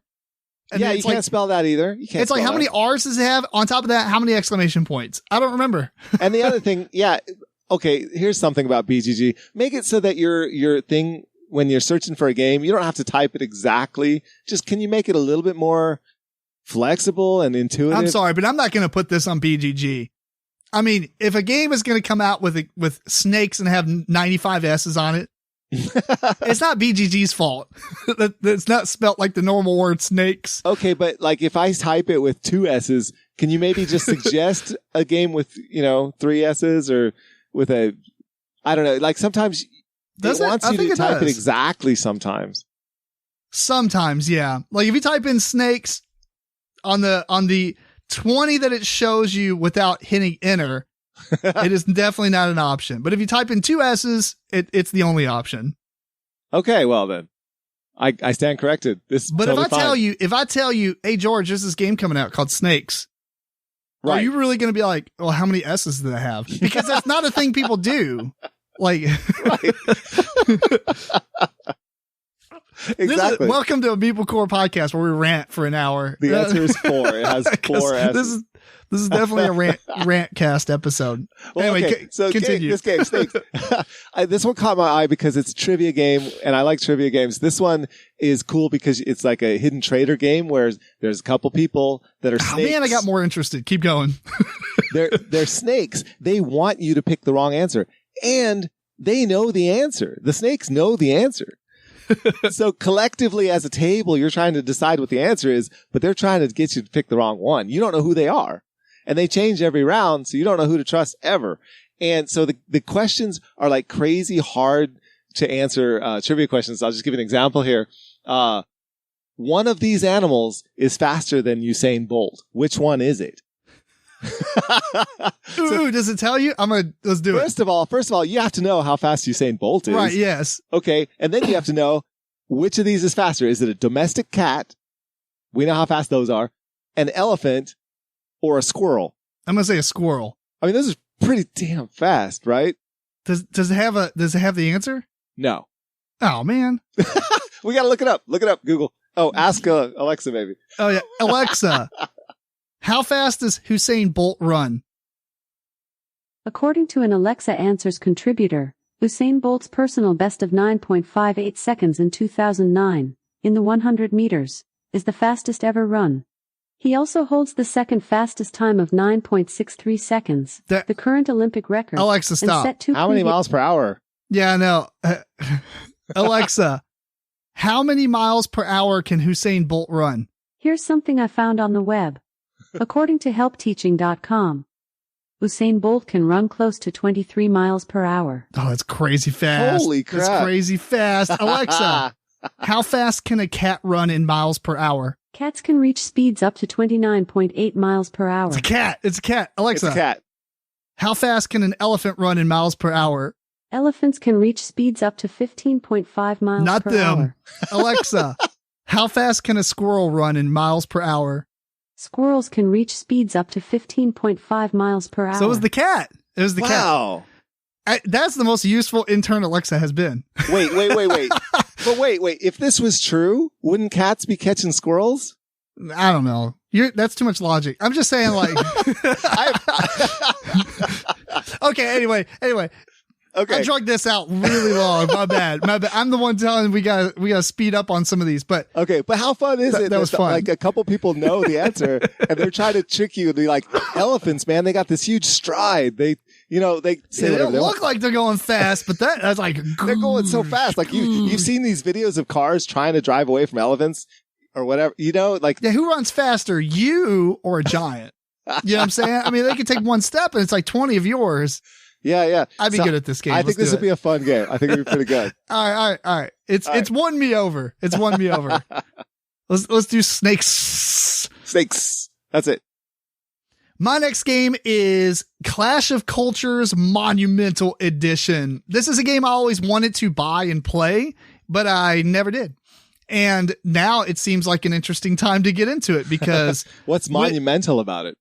Well, WizKids came out with this one. It includes the expansion in it. There's a lot of component upgrades and things like that. And there is a guy on Board Game Geek that put together a list of changes. These are pretty drastic. There is it is like 50 or 60 different changes. And a lot of them are game enhancing stuff. So Nice. This is a game that I don't know anything about the original or the expansion, so I can't really comment on the differences. I did read them. Yeah. Most of it made no sense to me. But you were interested in it when it came out, the original, and you didn't ever pick it up. So yeah. Right. I feel like this might be one of those things where if you own the original or the expansion, you need to look at the changes to see if this might be okay for you, because you might not be okay with some of those changes. Like, oh, I like the way that worked. Right. Yeah. You know, like in Lewis and Clark, the reprint, meh. Anyway, we'll talk about that another day. But like the quality of the components and everything.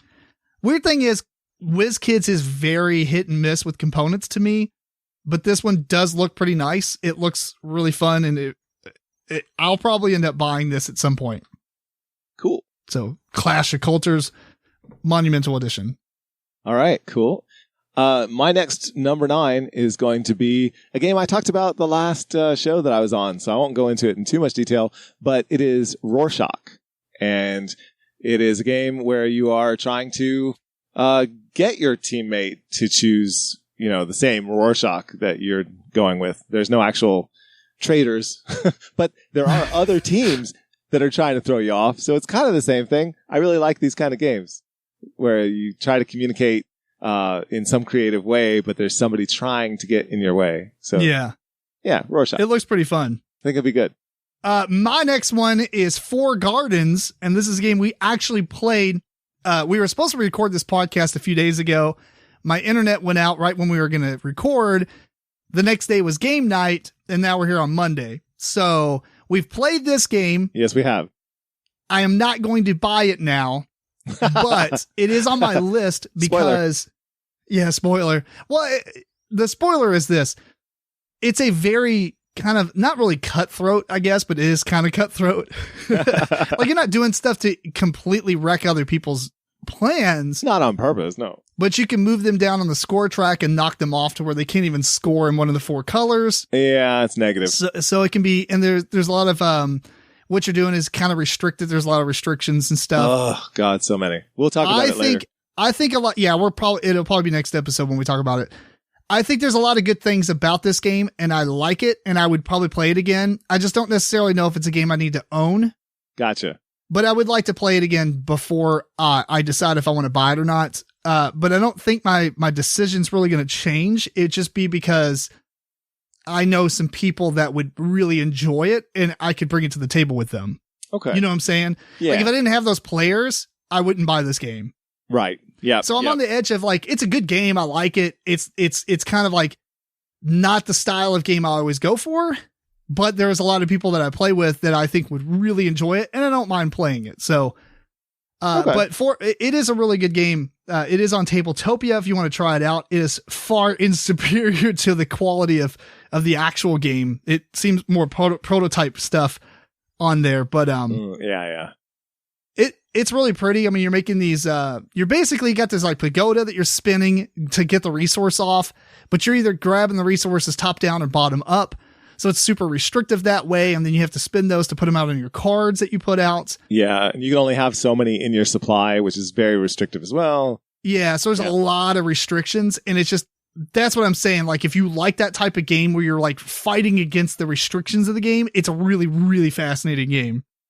Personally, I just like point salad games, like in that style of do what you can, get a lot of stuff, get points for it. Oh, you do a better combination, got better points.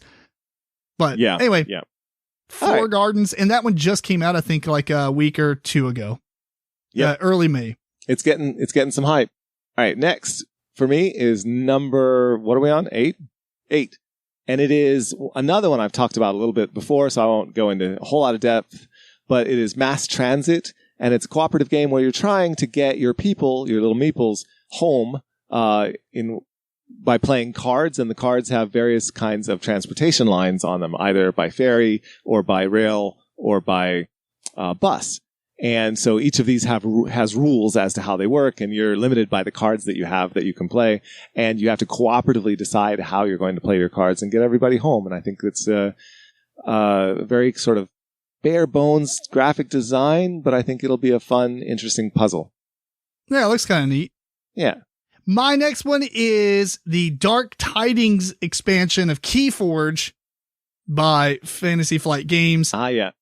And obviously, I mean, Keyforge is great. Unfortunately, I just don't play it enough now. So I'll probably still buy this stuff. So I don't really, that's why it's on this list. Completionist. Completionist, yes. Basically, there's a high-load tide card that's out, and that it starts the game out of play, but you eventually bring it in if it's a deck that you have that would bring it into play. And having the tide high or low, affects the type of abilities that your characters have. So that's kind of a neat thing. There's a little bit of extra different abilities that the cards have. But the other thing that's featured in this expansion is the Evil Twins decks. So if you're not familiar with Keyforge, like every deck is unique, right? So when it's printed, it has its own name and everything. And that's the only combination of those cards that you will ever come across. So if that deck gets destroyed, that deck no longer exists in the world. Okay. Yeah. Well, in this one, they actually have an Evil Twin version of the deck that you have. So you might have the deck, right? And there's an Evil Twin version of it that has exactly the same cards, but they're all Evil Twins. So the artwork is alternate. It's somewhere out in the world. As long as you buy one deck, there's another one that's made somewhere out there. Yeah, basically the game, it's like a pool of cards, but there's an Evil Twin for every card. So if there's 110 cards in the deck or in the game, there's technically 220. Right. And then, but every time it prints a deck, it prints an alternate version of your deck with all the evil versions instead. And so it sells that to somebody else. Like you have no idea. Yeah. You don't know whoever it has. It's such a gimmicky thing because it's not like you're going to go to a tournament and be like, you've got my Evil Twin deck. Although if that happened, man, that would be amazing. That would be the most epic time ever. So it's an interesting concept. But either way, more Keyforge is kind of good. To a degree, I think that Keyforge is going to eventually just die off immediately. It is not a game that's just going to go down. It's just going to be, people are done with it and it just goes away.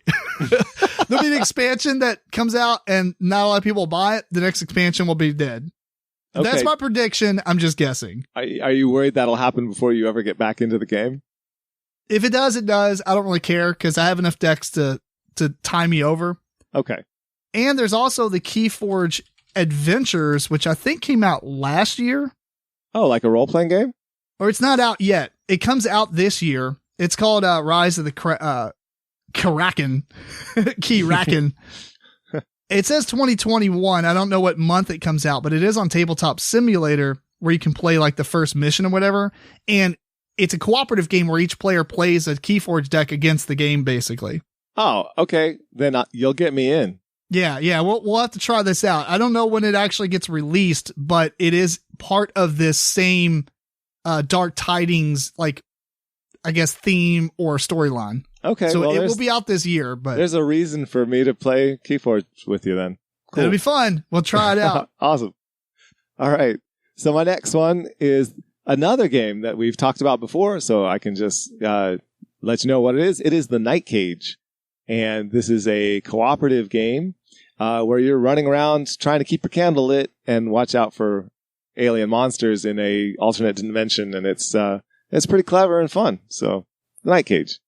Yeah, and we did review this one. Well, I mean, the game wasn't even out, but we talked about it anyway. We did. We played the game with not the designer, but Kurt, the guy who owns Smirk and Dagger. Yes. I don't know when we did. It was episode 99 when we talked about it. All right, well, check out episode 99, The Night Cage. Great game. Yeah, really, really good co-op. My next game is a reprint of a game called Shadowhunters, and this reprint has a much crappier name. I'm just keeping this like down. Apparently, this is like the most negative podcast I've done. I apologize, but they called it Fangs, and it's coming out by Cosmos. It's basically Fangs, and it has the most Twilight-looking cover ever. I mean, if the vampires were sparkly, that's the only other thing they can do to make this cover more like teen vampire-lish. Are you Team Eric or Team, what was the other dude? I don't remember. Oh, yeah. Do you know? I can't remember. I don't remember. I guess we're Team Eric. Team Edward. Is it Edward? Oh, it's not Eric, is it? Twilight. Who cares? Like, don't even look it up. It's fine. Twilight teams. Here we go. No, I don't want to know. Edward, Colin, and Jacob. So you're Edward or Jacob? I did not need that information. I could have just gone with Eric the whole time. You know, ironically, if Twilight was still a thing at this time, that wouldn't, I don't know if it would necessarily be a bad IP to get. I mean, gamers would be upset, but I think everybody in the real world, you know, the outside world, like, it was popular at the time. Correct. That's what I'm saying. Yeah. Right. It probably would have sold with that re-theme. Honestly, I like the Shadowhunters art and theme better than this Fangs thing. I don't know about that, but as far as I know it basically is just a reprint with a name change. I don't think that anything else, maybe they've changed certain things, but they haven't really said too much about what is different on it. So I just don't know. I sold Shadowhunters because it was going for silly money, but also it wasn't a game that I was that into keeping. Yeah, I don't know. Like, I like it for like higher player counts, like 7 and 8. It's a little bit deeper than like party games. Yeah, I mean, it is a social deduction game. It's got that going for it, but it was probably one of my least favorite of those, I have to say. That's fair. Yeah, so Fangs, no interest from me. Fair enough. I already own Shadowhunters. I probably won't buy this at all, but Fangs. I'm mentioning it because I do like Shadowhunters a lot. Yeah. So check it out. If you don't have a copy of Shadowhunters, this is probably your only chance because Shadowhunters does go for quite a bit. Yeah. No Fangs from me. No Fangs. Okay, my next one is going to be my number 6. And this one I mentioned, I think, can't remember. Did I? It's Brew. And this is a game that is one that I have a little bit higher on my list just because I'm unsure if it's a game for me. It is a area control game, and it has a bit of a nasty streak to it because you can take a die and kick somebody else's die off. Right? Nice. You can take over their spot. Get out of my spot. Yeah. But it has these great little animals that you're trying to collect, as well as collect the areas in which you can place them. And you get points for doing everything in the game. It's kind of a point salad kind of game. Again, not something for me, but Tim, you might really like this one. You know, I looked at this game and it's on my interest list. When I go through on Board Game Geek, I just hit interested if I look remotely interested in it, and I put it on there. But in the essence of time, I didn't have a chance to look into it. Okay. But I've seen a lot of people talking about this game recently, and I've gotten excited. Gorgeous. It looks really good, and it just has these mechanisms that might not be for me, but it is very clever with dice rolling and dice placement. You have two different kinds of dice. One is the kind that can kick other people's dice around, and the other is the kind of dice that just do basic worker stuff. So it's pretty cool. It looks pretty cool. I like the artwork. The artwork, beautiful. Brew. Speaking of another game with really good artwork, I'm just kidding, is a game called Dice Flick, because there's basically no artwork. This is a game I brought up a long time ago, and now it's actually coming out. This is by Pegasus Spiel, and you use the inside of the box. There is a grid of holes in the inside, and it kind of reminds me of like a carnival game. Because you put this little stand up on the side of the box. Yeah. It's just like a little circle to put a die on. You flick it into the box and it lands in one of these holes and it stops. It's the simplest thing ever, but it's probably great fun. Oh, it's going to be great. I like games like Tumbling Dice, so this seems like a good fit for that. There's a score. I kind of read the rule book a little bit on this one, but it's been a couple of weeks now. There's some scoring to it where certain dice, when they get down there, they stay. And then if you hit dice next to the other dice, you score points based on it. So there's a lot of luck, obviously. Oh, yeah. I'm sure the dexterity is low. I don't think this game has massive amount of dexterity because, I mean, how do you control that, right? The bounciness of the die. Exactly. Yeah. But it seems like a good 10 to 20 minute game, like it says. And, I'm looking forward to it. I might look for a review before purchasing it, but I'm assuming it's going to be pretty entertaining.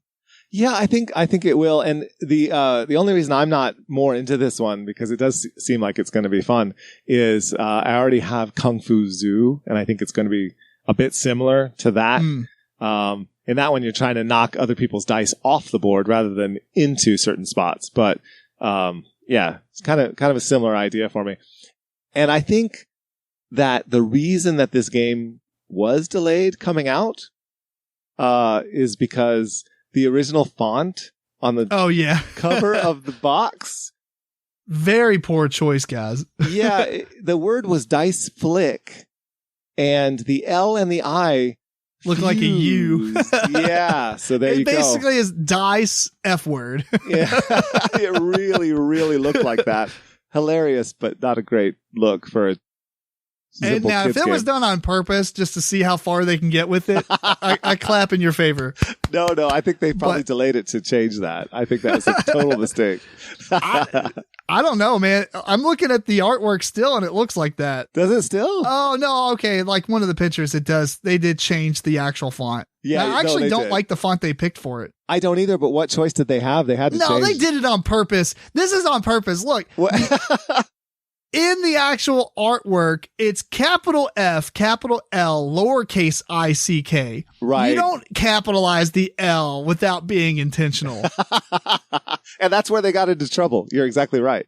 Well, yeah, but then they changed it. I see what you're saying. Then they changed it to the current artwork, but the L has a little tail at the end, so it still looks like it, guys. I'm fine with it. I don't really care. I think it's funny. It is funny. It's going to be one of those top 10 innuendo font like logo designs or whatever. Anyway, that's Dice Flick by Pegasus Spiel. Brilliant. All right, so my number 5 is a 2-player game, which I don't usually choose 2-player games. But this one is Maze How, the Orkney Saga.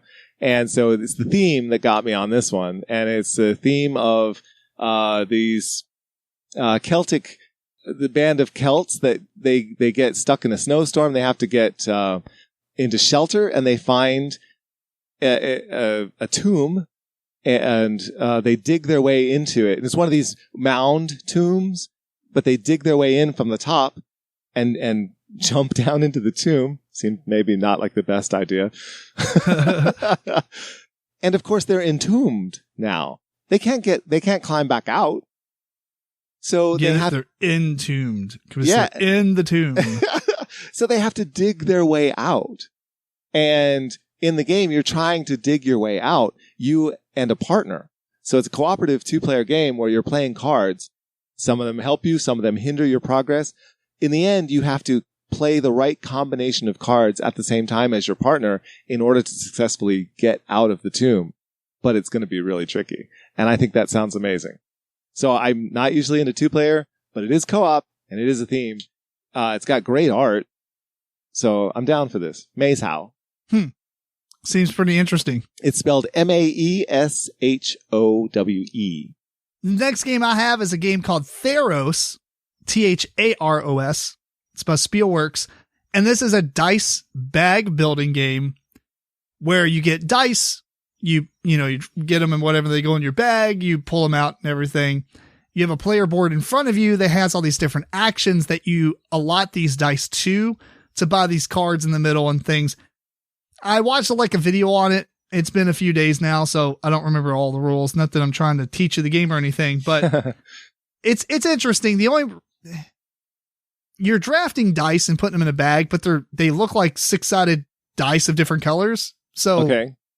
Nothing unique about the dice, but the gameplay does seem pretty interesting. I like the fact that you have this board in front of you that you're allotting the dice to. Kind of like, I don't want to say like Orleans but it kind of made me think of Orleans in that manner. You're not hurting the cause of this game by mentioning Orleans in the same breath. Well, I don't think it plays anything like Orleans. I'm just saying, like, instead of drawing dice from the bag and rolling them in front of you and then placing them on a contributing board in the middle with all the other players, you're pulling them out of the bag and spinning them on things in front of you on your player board. Okay.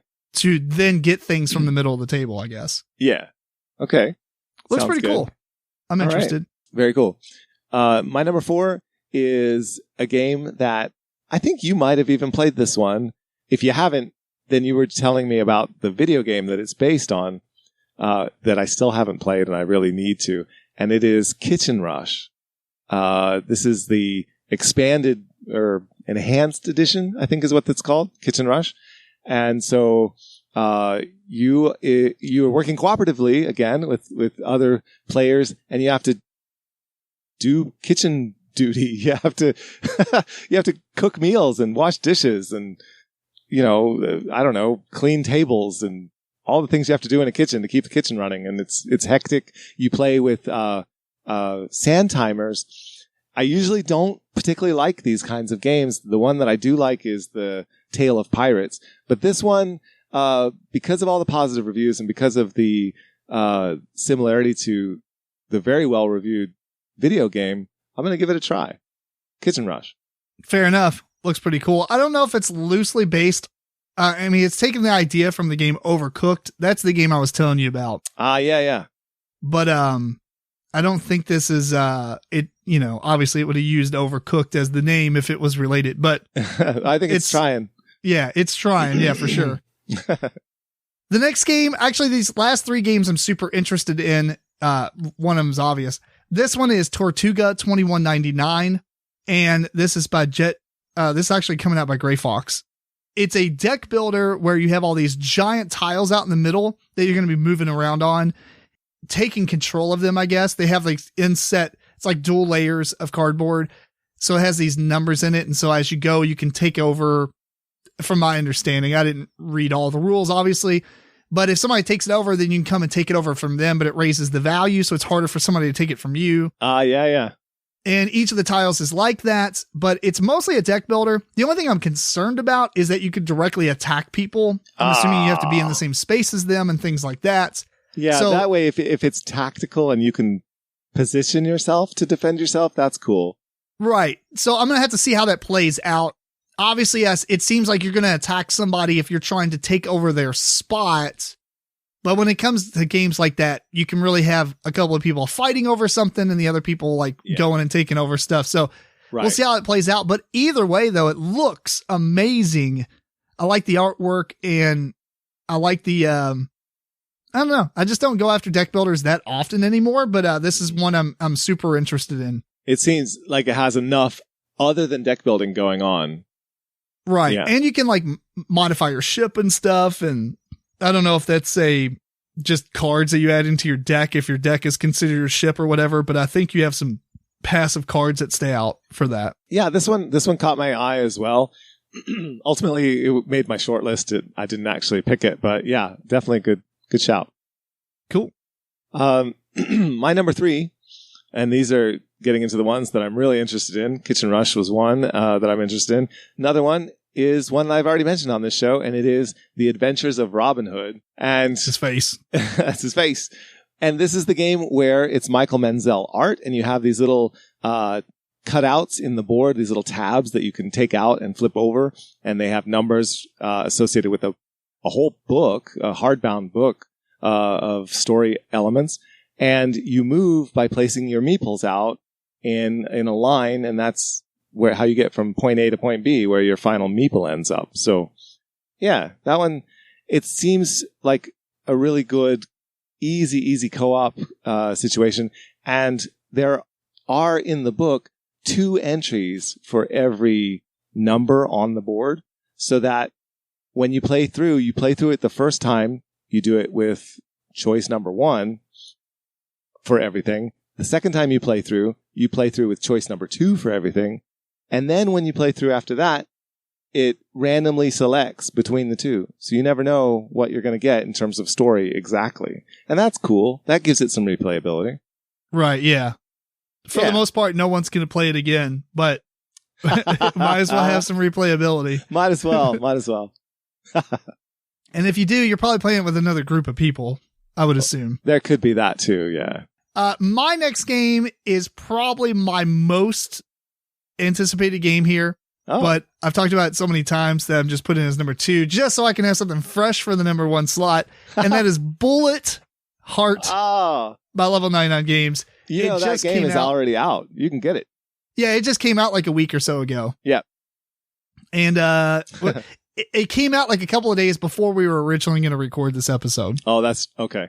And yeah, I've talked about it quite a bit. So if you're not familiar with it or you're just tuning into the podcast, basically it's a game that you're going to be drawing these tiles out of your bag, and they are coming down one of 5 different columns, based on the color. So if you draw a 3 pink, it goes down 3 spaces. If you draw a 4 pink, it actually goes down 4 spaces, but skips any of the bullets that are already there.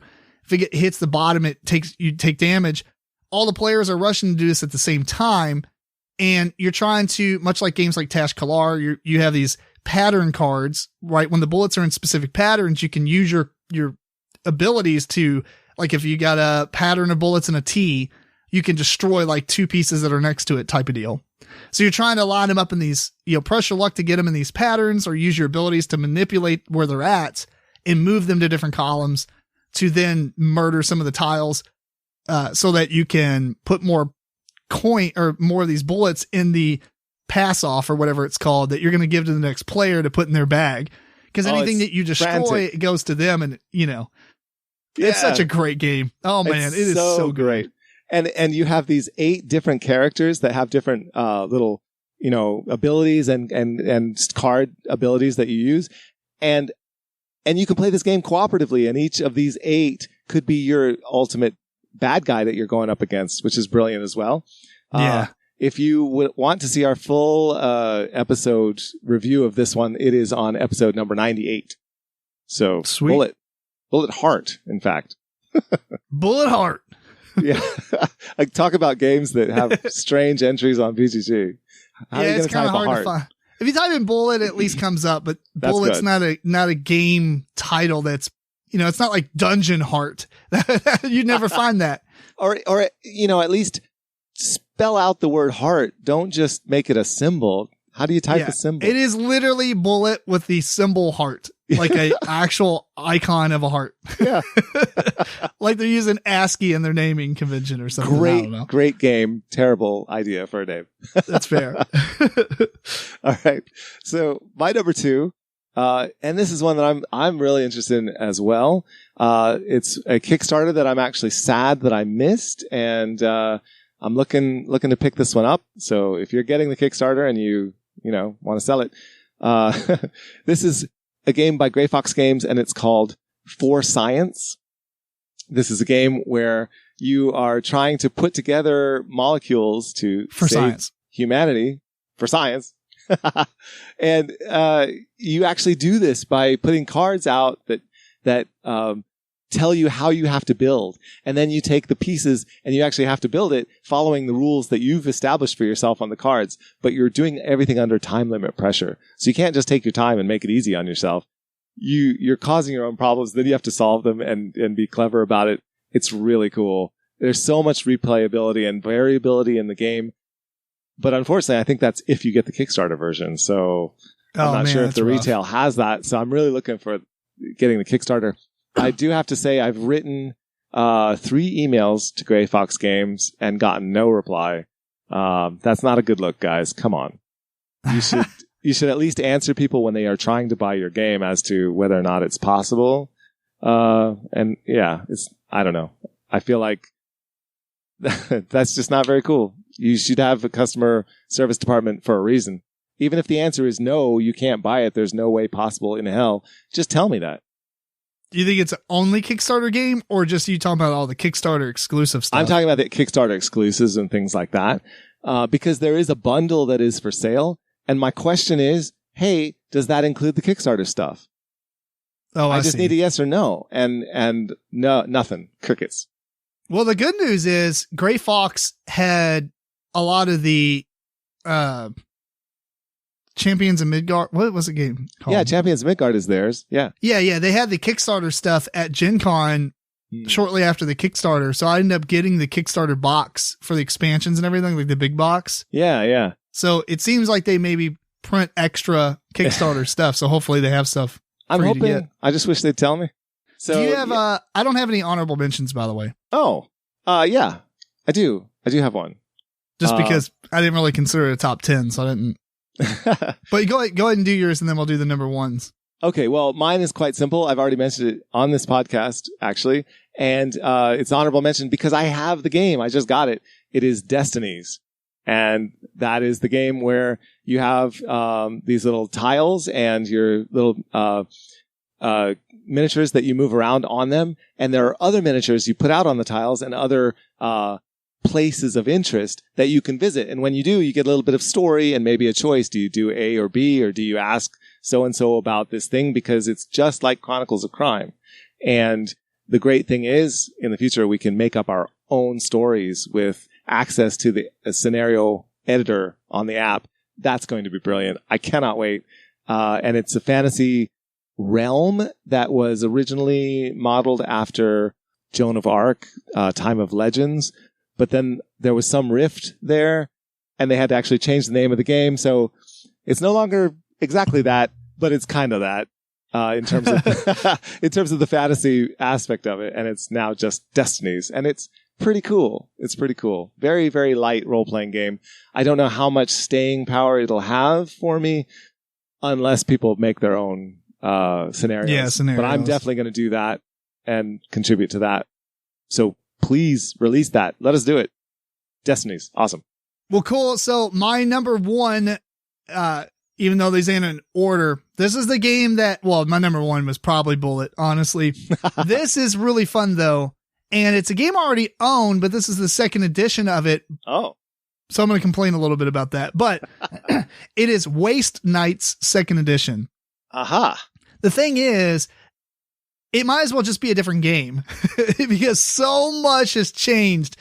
It's not really a second edition anymore. You know what I mean? Yeah. It's not like they came out with the game and like refined it and stuff. They actually built upon it. There's a whole storybook that you go through. Some of the things are co-op, some of them are competitive. I don't think that exists in the original one. I don't remember, but there definitely wasn't a story book that you would read like entries based on what you do and stuff. Okay.